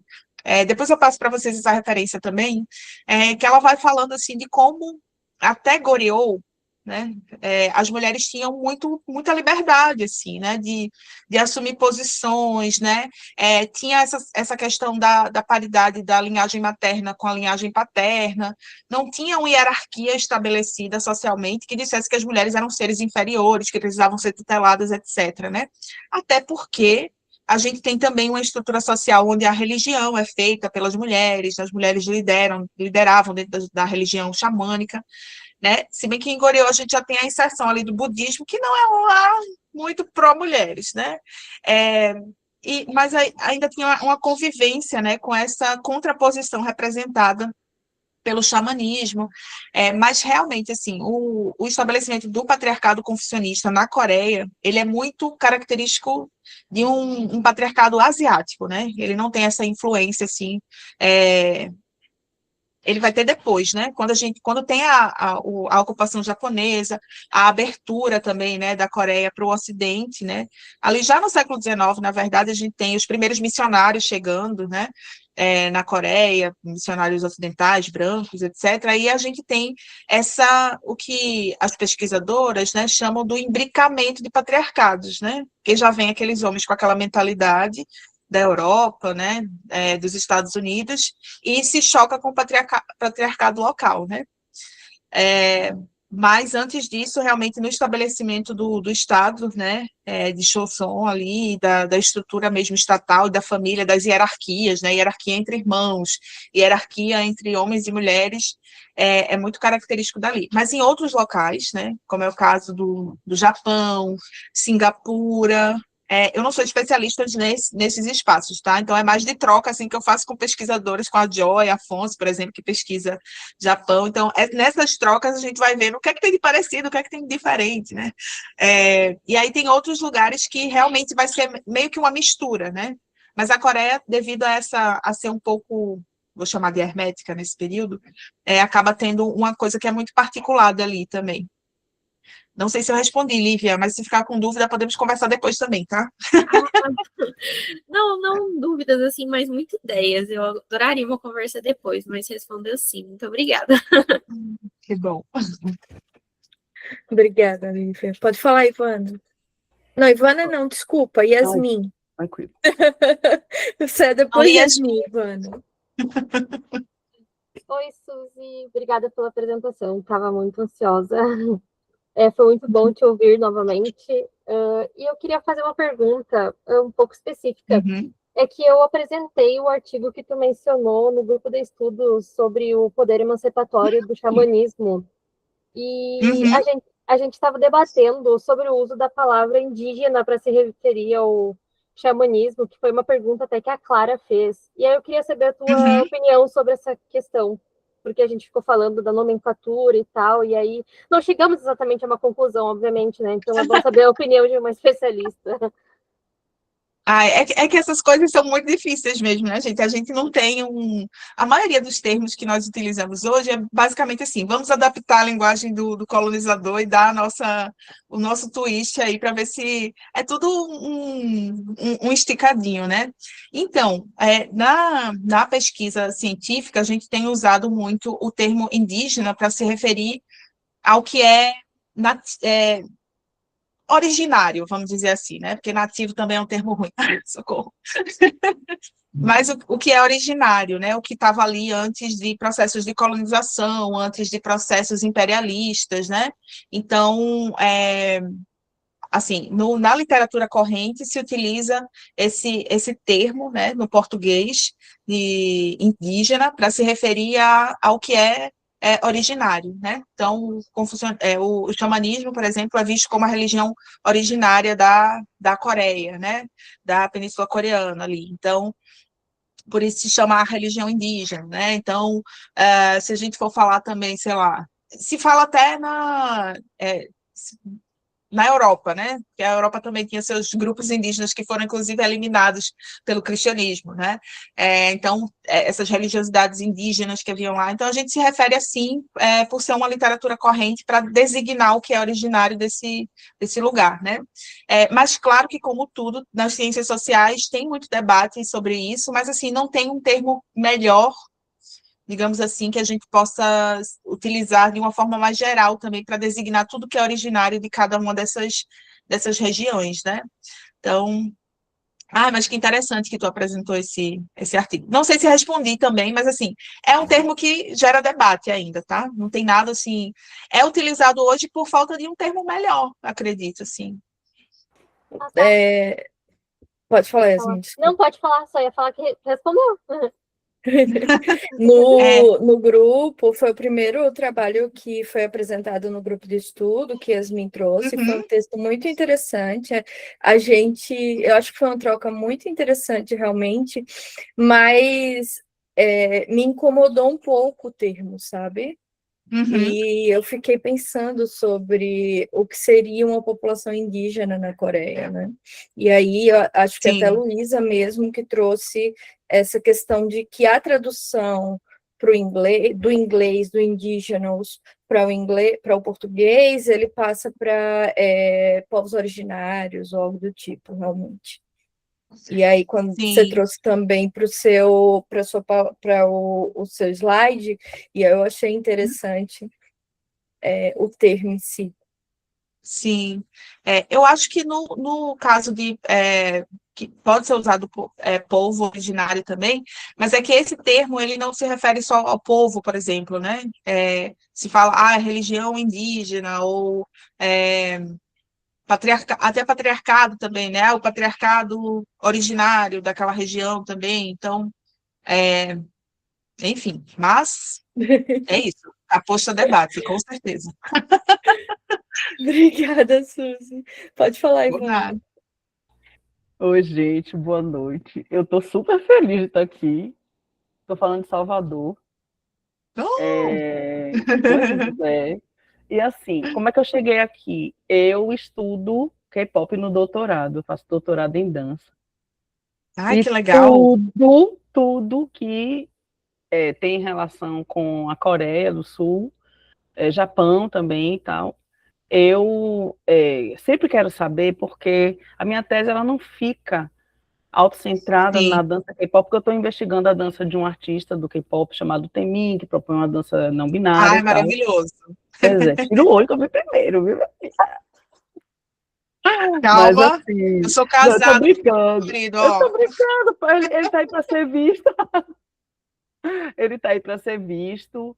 Eu me apaixonei pelo Temin real, assim, eu estava na menopausa, muito louca, e a pandemia veio logo depois, a minha filha apaixonada por BTS, eu chamando de japoneses todos iguais, aquela coisa bem xenofóbica, assim. Quando ela falou, você está sendo xenofóbica, eu falei, cara, eu preciso ver o que é que está acontecendo. E aí me apaixonei perdidamente e comecei a entrar, né, mergulhei no pop sul-coreano, nos dramas. Eu estou assistindo agora algo perto do 70º, sei lá, perto de 700 já dramas, né? E falei, cara, eu preciso me formar em dança. Eu estava terminando um mestrado, estava em fonoaudiologia, mudei para dança, um processo que tem interno na UFBA, me formei já em dança, sou licenciada e bacharela, e fui tentando doutorado. Eu estou trazendo isso aqui porque, veja só, eu estudo gênero na minha tese, e é óbvio que esse seu tema talvez ele não caia diretamente, mas eu fiquei muito interessada em conhecer o seu currículo Lattes, muito interessada em ler sobre o que você tem, e não tem como eu não falar de patriarcado no meu trabalho, né? porque eu vou falar de corpos Sim. não hegemônicos, porque a cena K-pop em Salvador, que eu começo no Tem Mentira em Salvador, é uma cena não hegemônica, é uma cena de corpos periféricos, eles não é assim em todas as cidades do Brasil, algumas são elite que tá lá. Eles saem dos bairros distantes do centro, e eles são corpos periféricos socialmente, então, corpos pretos, corpos LGBT, corpos de tamanhos diversos. Eu me apaixono por essa cena. E aí é interessante porque eu vou ouvindo isso aqui, parece que não tem conexão. A gente tem total conexão com o que o K-pop vende. Sim. Que ele vende o patriarcado. Agora eu fiquei assim, ainda bem que não era meu bias, eu não quero mais conversa com o Serrum do EXO. Né? Não sei se vocês estão sabendo dessa polêmica. Ai, Red Pill, gente, claro que estamos. E assim, eu tenho um colega que eu faço parte de um grupo de semiótica aqui da Faculdade de Comunicação, e eu tenho uma colega que eu acompanhei, eu dou aula de escrita acadêmica, eu acompanho o projeto dela, de mestrado, ela estuda Brasil Paralelo com a fala do Red Pill, Calvo do Campari. Socorro. Eu falei, minha amiga, que dor, coitada. Por que você está procurando dor e sofrimento? Eu não te entendo. Como está a saúde mental dela? Não sei, ela é louca já, né? E a gente vai conversando sobre isso, sobre a questão do patriarcado. E aí, como eu assisto muitos dramas coreanos, eu tenho buscado esses dramas coreanos em que a mulher seja mais protagonista, né? Sim. Tem alguns, mas eu sempre vejo assim que vai recair no romance, aparece o cara que vai salvar, que vai segurar, que vai botar o guarda-chuva amarelo. Nossa, eu tô cansada da Coreia, me ajude, por favor. Mas é isso, eu quero ler as produções, quero ser convidada sempre, por favor. E quando tiver minha defesa de tese, eu posso deixar meu contato aqui, eu quero que todo mundo assista, porque talvez seja híbrida. Né? Eu acho que é interessante. Ah, assim, o que a Coreia está fazendo? A Coreia está falando para a gente, com todos os problemas, que nós estamos agora, finalmente, reconhecendo que existe uma outra estética, uma outra existência, que existem países que sempre estiveram ali. Se existir, é porque a gente ouviu inglês a vida toda e não reclamou. Quando alguém fala assim, mas esses meninos estão cantando em coreano. Tá, gente, a língua está no mundo, cabe a você aprender se quiser. Né? Então é isso, eu acho que eu vim falar mais do que perguntar, viu, Suzy? Mas eu tô assim, muito encantada, eu mandei já os prints aqui para minha orientadora, a gente fica aí trocando figurinha, ela, pena que eu não pude entrar, eu falei, você está perdendo, eu fico matando ela de inveja, você está perdendo. Muito obrigada, fiquei muito interessada, eu não sei se você disse que vai compartilhar material, mas... Vou sim. Muito interessante. Posso, inclusive, fazer uma pastinha e mandar para a Clara. A grande maioria está em inglês e coreano, mas hoje a gente tem tanta ferramenta para a gente, né, traduzir coisa. Em inglês a gente está mais acostumado, né? Mas até no coreano dá para a gente traduzir muita coisa. E eu queria muito fazer parte desse grupo de pesquisa, né? Mas presencialmente eu não poderia. Mas, assim, muito, muito obrigada. Vim agradecer, principalmente. Muito obrigada. Apesar de parecer que não tem... Obrigada. Beijo, gente, para vocês. Mas eu deixo aqui meu contato, eu tenho um site de pesquisadora, né? Eu tenho muito cuidado quando eu vou escrever, porque eu comecei muito apaixonada, depois eu fui entrando na questão do gênero para valer, assim, né? E tenho visto uma coisa no K-pop interessante, que tem uma fissura já acontecendo, sabe? Grupos que não estão, assim, tão cenários, meninas que não estão fazendo isso aqui, ou meninos que estão, né, fluindo mais, tipo o Temin é mais velho. Mas é isso, acho que tem, sabe, muita conexão no seu diálogo. O asilo do K-pop. Obrigada, gente. Um beijo, obrigada. Ai, obrigada mesmo, viu? Maravilhosa. Corri para chegar. Eu trabalho na UFBA, a gente está vivendo um momento muito complicado. E aí eu trabalho com o chefe de um núcleo. A menina, eu cheguei aqui correndo. Eu falei, eu preciso entrar nessa sala hoje, porque eu não aguento mais problema. Eu quero me divertir. Quero aprender mais. Um beijo, vou fechar aqui. Muito bom. Ivana, eu não sei se você conhece, eu fiquei lembrando, enquanto você estava falando, do trabalho da doutora Sun Jung, que ela tem um livro chamado Korean Masculinities and Transcultural Consumption. Você já viu esse livro?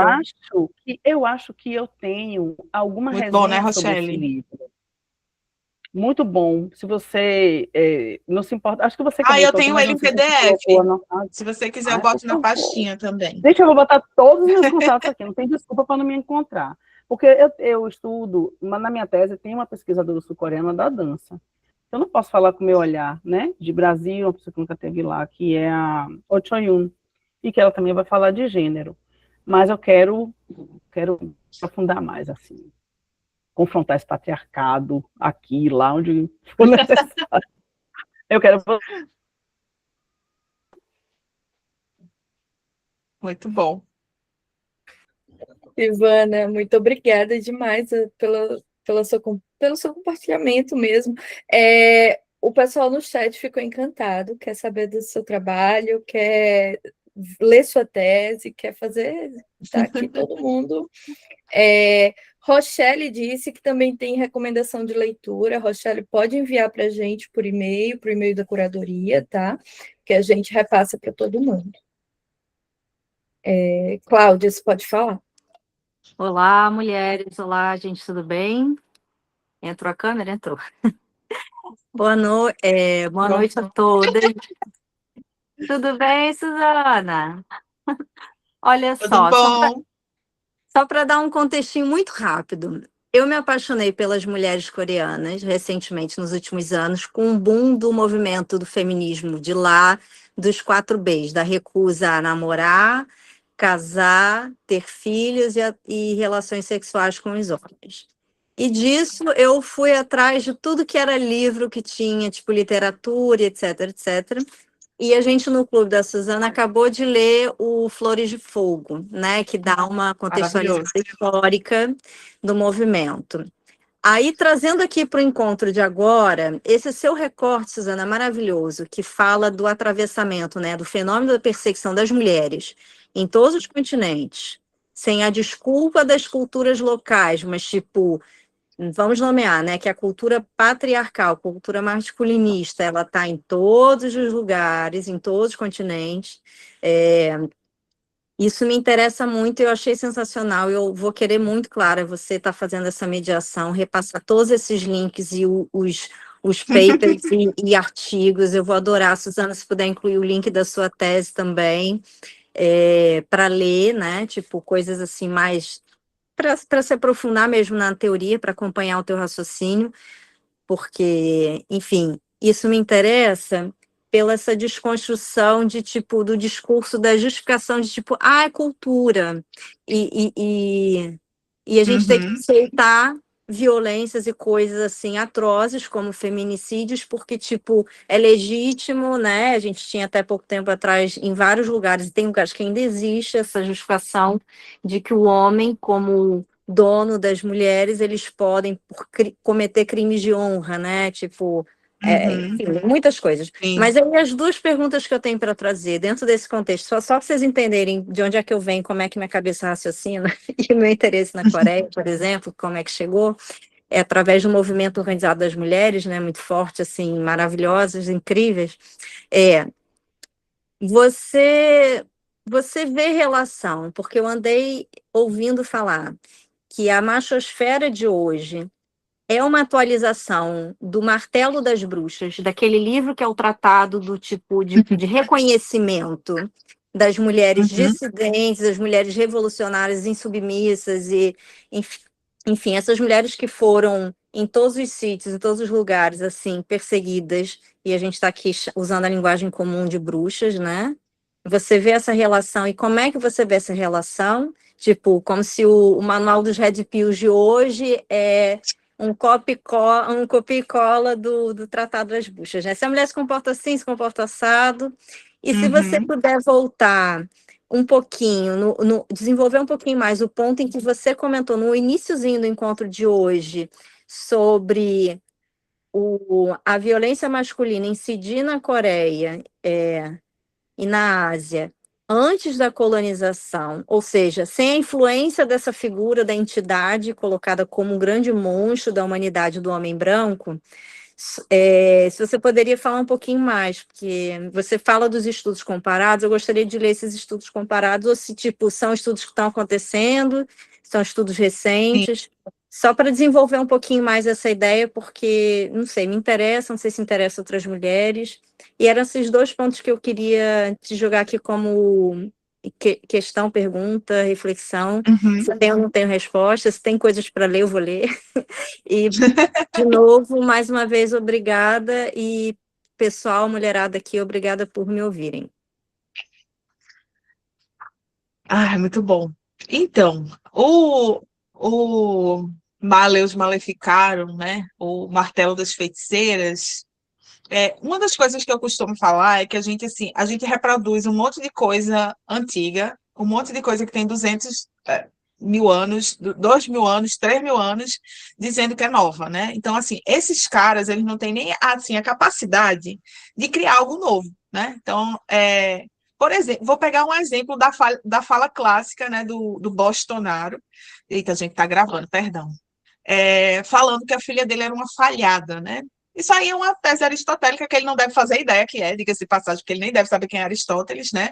Mas, assim, era esse termo que o Aristóteles utilizava, né, para as mulheres, né? Uma falha da natureza, uma falha durante o ato sexual que gerava, né, esse ser imperfeito que era a mulher, né? Então, assim, quanto ao martelo das feiticeiras, se a gente for olhar várias das coisas que esses homens falam hoje em relação à nossa sexualidade, em relação a como a gente fala, em relação a como a gente se comporta, tem tudo isso lá escrito, né? Então, o Kramer e o Sprenger lá no século XV estavam escrevendo coisas que os caras estão resgatando, ou que fica na cultura popular e vai sendo reutilizado, né? Da mesma forma, só comparando com a Coreia, por exemplo, né?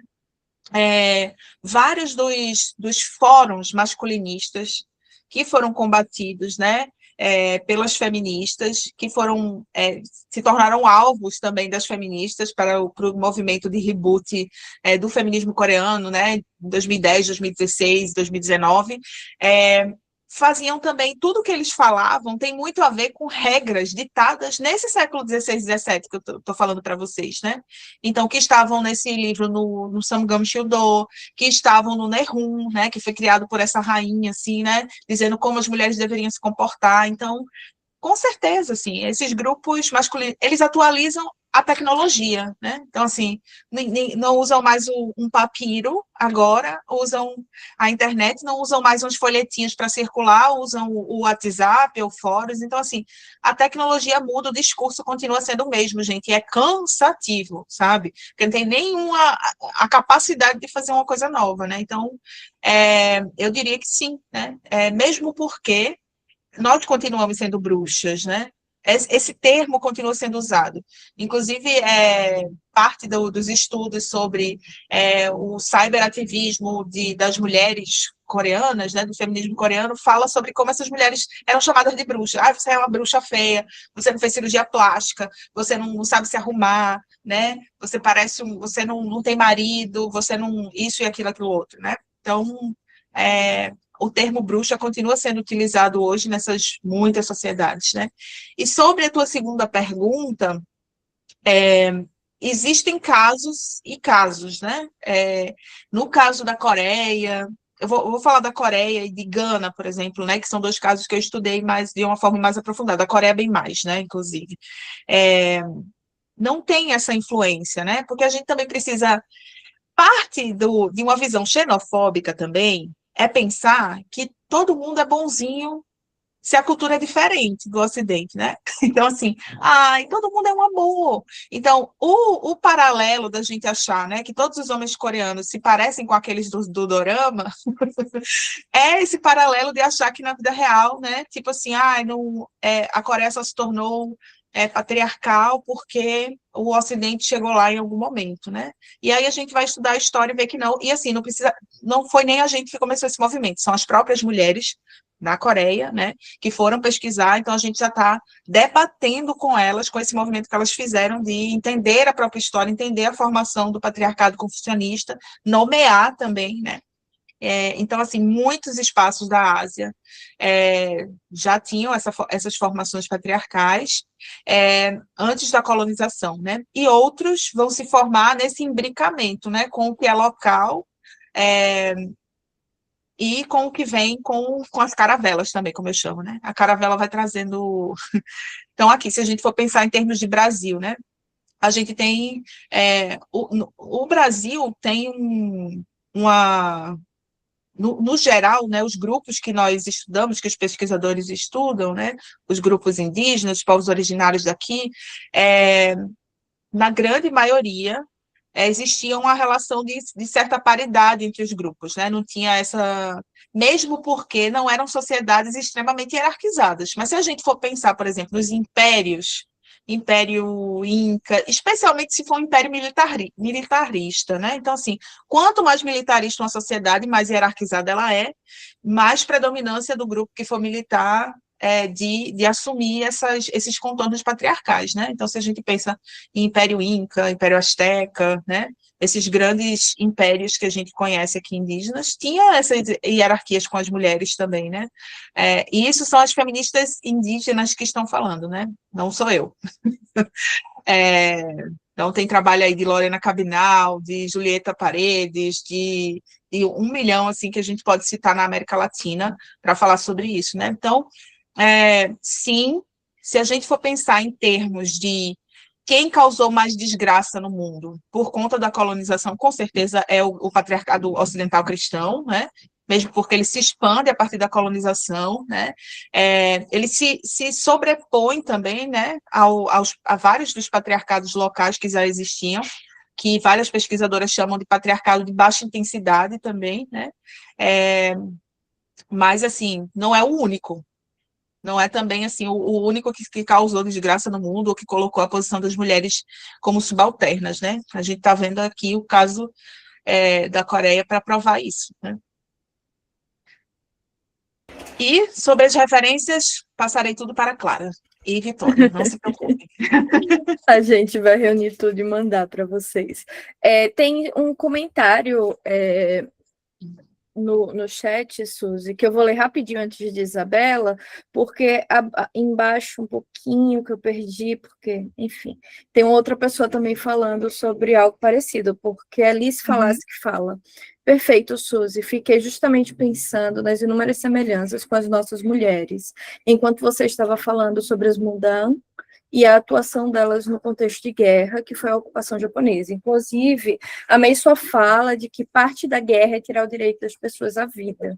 Isso é muito claro também em relação ao tratamento dado às mulheres, principalmente quando você traz essa questão do Han e de como essas mulheres abusadas e exploradas por essa sociedade encontravam cura, de certa forma, no xamanismo, que era voltado a elas. Achei tudo isso muito interessante. E aí, aqui mais abaixo, alguém falando sobre eu perdi, mas alguém falando sobre essa questão do Han também, e perguntando se tem algum tipo de referência para trabalhar o Han e o sentimento feminino. Acho que foi isso. Inclusive, semana passada eu estava lendo um artigo muito bom sobre Han, a combinação de Han e John, né? Acho que posso passar esse artigo também. Não sei se está na minha pasta. Vou achar ele, colocar ele na pasta de referência dessa aula também, mas é algo muito interessante, né? Porque essa sociedade vai manejar esses sentimentos, né? Esses conceitos. Isso faz parte, é uma outra cosmogonia, outra forma de enxergar também a forma como como a gente sente, como isso impacta, né? Então, a gente chama de raiva, a gente chama disso ou daquilo, né? Mas existem outros conceitos que causam impacto na vida das pessoas, né? Como o RAM e tal, e que vão ser utilizados também dentro dessa dinâmica social, né? Então, vou botar esses artigos, acho que é um tema bem interessante também para quem está estudando aí. Sim. E ele é associado também, né? Tem um texto não acadêmico, tá? Escrito por uma ex-integrante da curadoria, que a gente publicou na Manguambo, que também é sobre o Han. E aí eu acho que talvez valha a pena também dar uma olhada. Mas ele é não acadêmico, tá? Pode falar, Isabela. Boa noite, pessoal. Não tenho outra palavra a não ser encantada pela Suzana, por todos os comentários também de todas essas mulheres maravilhosas, e também desesperada pelas fontes, porque isso tem até a ver com uma das perguntas que eu vou fazer. Eu fiz meu TCC sobre as mulheres de conforto, e eu trouxe essa questão do neoconfucianismo, do patriarcado, e principalmente a questão da memória, de como isso, né, lhes foi negado. Trabalhado. Uhum. Trabalhar isso não só do governo japonês, como também do governo coreano para essas Sim. mulheres. E aí eu queria saber como foi a questão de fontes, da procura de fontes, foi algo difícil? A gente sabe que tem mais, né? A Muito. maioria das minhas fontes foram em inglês. Eu achei assim, 2 em português, mas foi muito complicado de encontrar. Falei com a minha orientadora. Também isso na faculdade, que a gente não tem esse acesso, né, à história asiática tão forte, então também foi Sim. complicado para essa minha orientadora conseguir me ajudar nisso. E se você entende que também essa dificuldade dessas fontes está ligado a esse apagamento histórico também, porque a gente vê essa questão do apagamento histórico, né, nessa caça, nessa perseguição, mas também se você acha que tem a ver nessa questão teórica, esse apagamento proposital. Ah, Isabela, obrigada. Primeiro, parabenizar pela escolha do teu tema, amei. Eu acho que é um tema muito doloroso da história da Coreia, né? Da história das mulheres também, né? E que realmente, assim, né? Elas estão lá lutando por reparação do governo japonês, mas o governo da Coreia não dá lá sua muita importância, né? Então, eu acho que é muito bom esse tema. Então, muito difícil, mesmo porque, assim, inicialmente, o, basicamente todo o material que a gente tem está disponibilizado em inglês, né? A grande maioria das fontes, dos artigos, de tudo que a gente entra em contato, ou coreano, né? Então, assim, eu sei pouco de coreano, sei básico de coreano. O resto tem que ser feito na base da tradução, da consulta aos meus universitários, né, aos meus amigos que são fluentes em coreano também para traduzir algumas questões específicas. Então, tem coisas que são fontes que eu utilizei para a aula de hoje, por exemplo, como o caso da acusação de bruxa da Shin So-hyo, né, que tem uma dissertação de 146 páginas falando sobre ela, mas é toda em coreano, né? Então, assim, dá um trabalhão para você traduzir, corrigir, entender tudo aquilo, né? E depois, enfim, a gente trabalhar isso e trazer para dentro do debate também, enfim, né?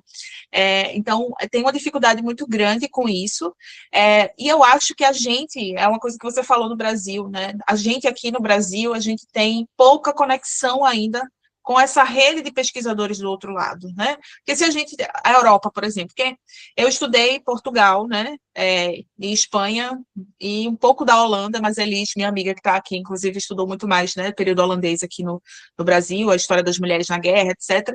Então, assim, a gente tem esse contato muito rápido com a universidade, com os pesquisadores de lá, a gente consegue fazer, né, um sanduíche, um doutorado de sanduíche, como eu fiz, por exemplo, fui para Portugal. E essa conexão com a Coreia a gente está construindo agora, com zero esforço do governo brasileiro, diga-se de passagem, assim, das agências de fomento. Por quê? Porque a gente está construindo esse tijolo a tijolo nós mesmos, né?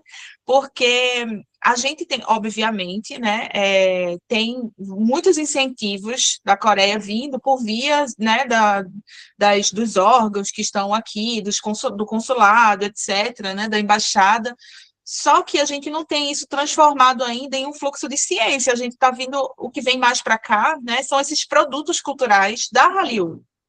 Mas esse fluxo que é necessário para pesquisadores, gente, olha quanta pesquisa incrível, olha a pesquisa da Ivana, olha a sua pesquisa, sabe? Isso precisava estar em contato, a gente precisava estar publicando lá, né? Porque a gente domina o inglês, na grande maioria das vezes, quando a gente está na academia.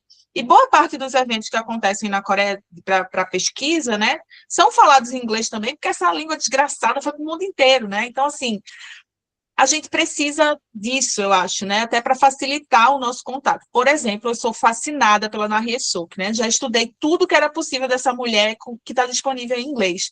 Mas tem um livro dela específico que eu queria estudar até no primeiro pós-doc que eu fiz, eu estou indo para outro agora, enfim, depois eu falo sobre isso com vocês, mas eu queria muito, nesse primeiro pós-doc, ter comparado a obra dela, né, uma obra sobre o divórcio que ela escreveu, com um trabalho de uma mulher que, da mesma época, assim, no início do século XX, aqui no Brasil, escreveu, né, sobre divórcio, sobre virgindade, sobre sexualidade, né, tipo assim, rasgando tudo, igual ela fez lá, né.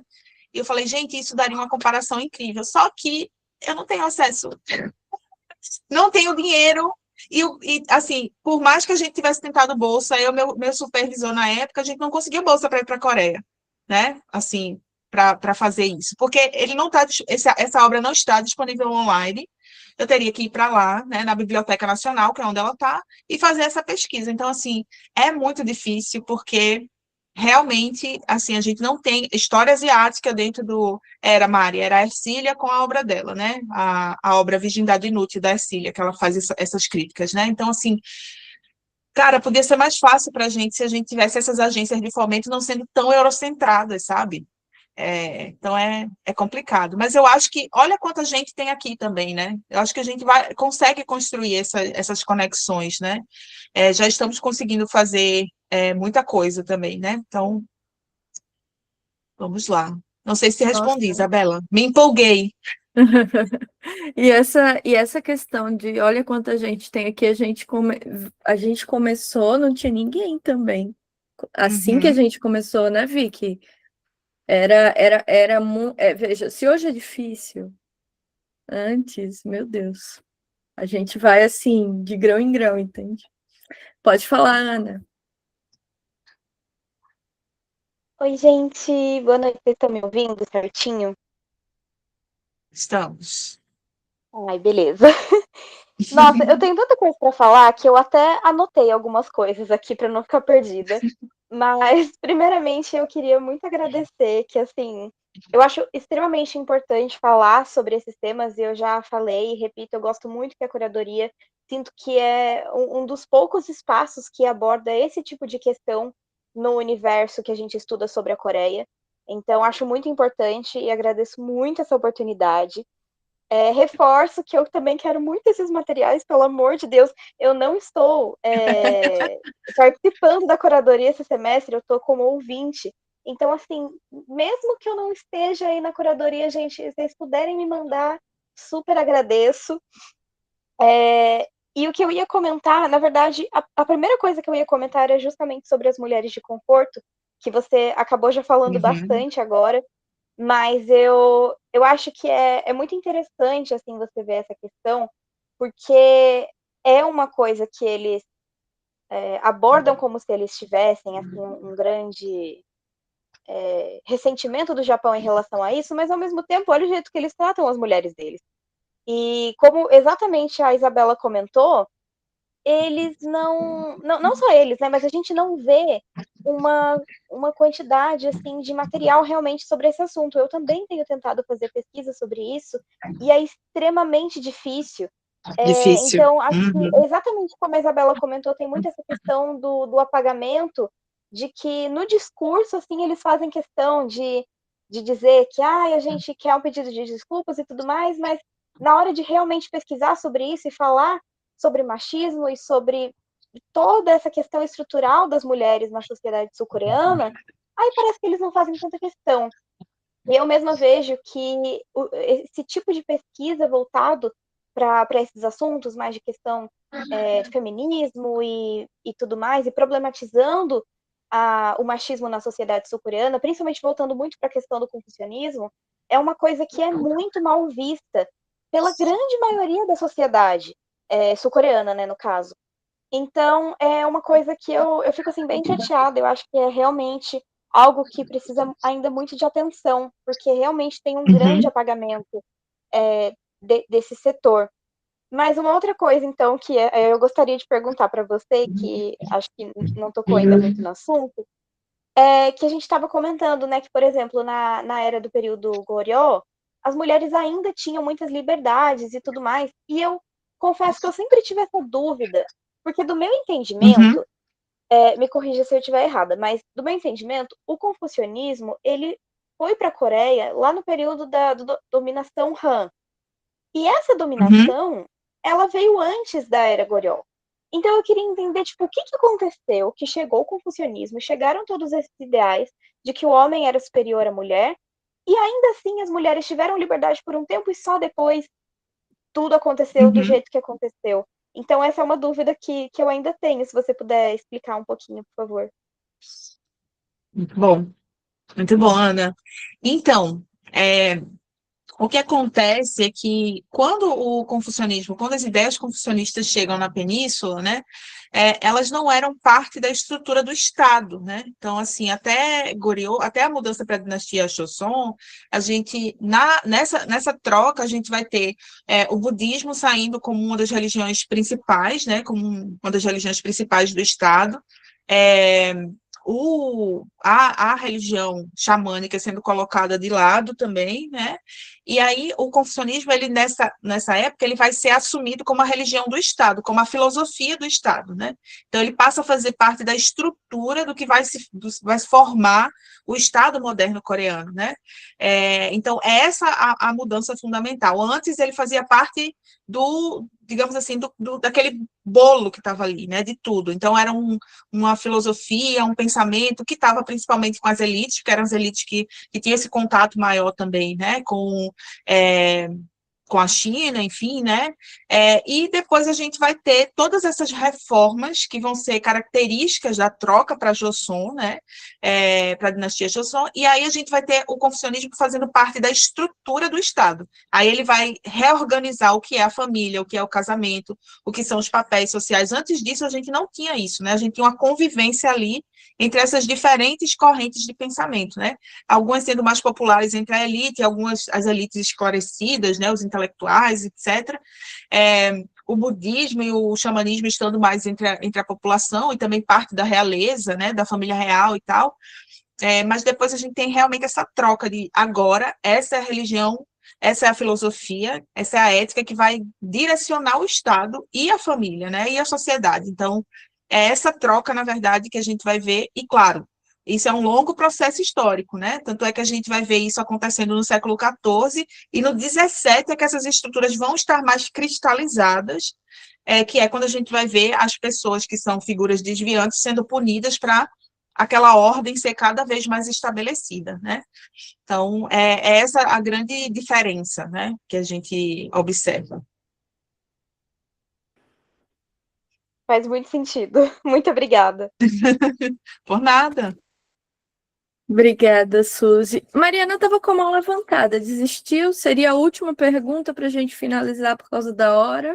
Desistiu? Tá bom. Suzy, muito obrigada mais uma vez. Obrigada a todos, todas e todos que estão aqui presentes. Queremos só dar um recado, né?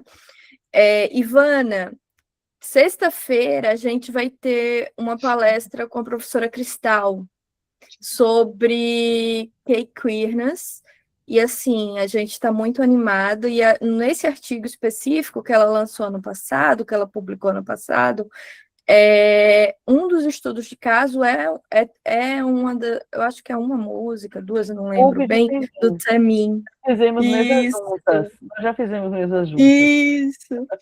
E aí, você será muito bem-vinda.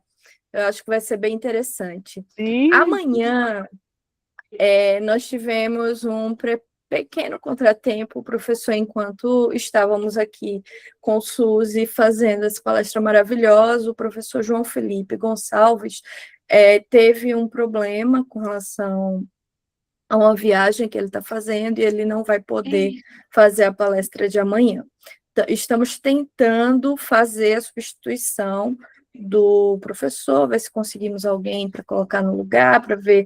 Agora, sim, de última hora, assim, é muito difícil, sabe? Mas a gente está correndo atrás disso e qualquer coisa a gente avisa vocês por e-mail. Fiquem atentos, por favor.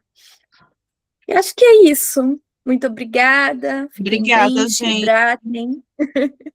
Obrigada, Suzy. Até Beijos, amanhã por e-mail. tchau. A gente avisa. Tchau, tchau. Até. Tchau, gente. Tchau, Boa tchau, noite. gente. Tchau, tchau, gente. Boa Obrigada. noite. Muito obrigada, pessoal. Tchau, tchau.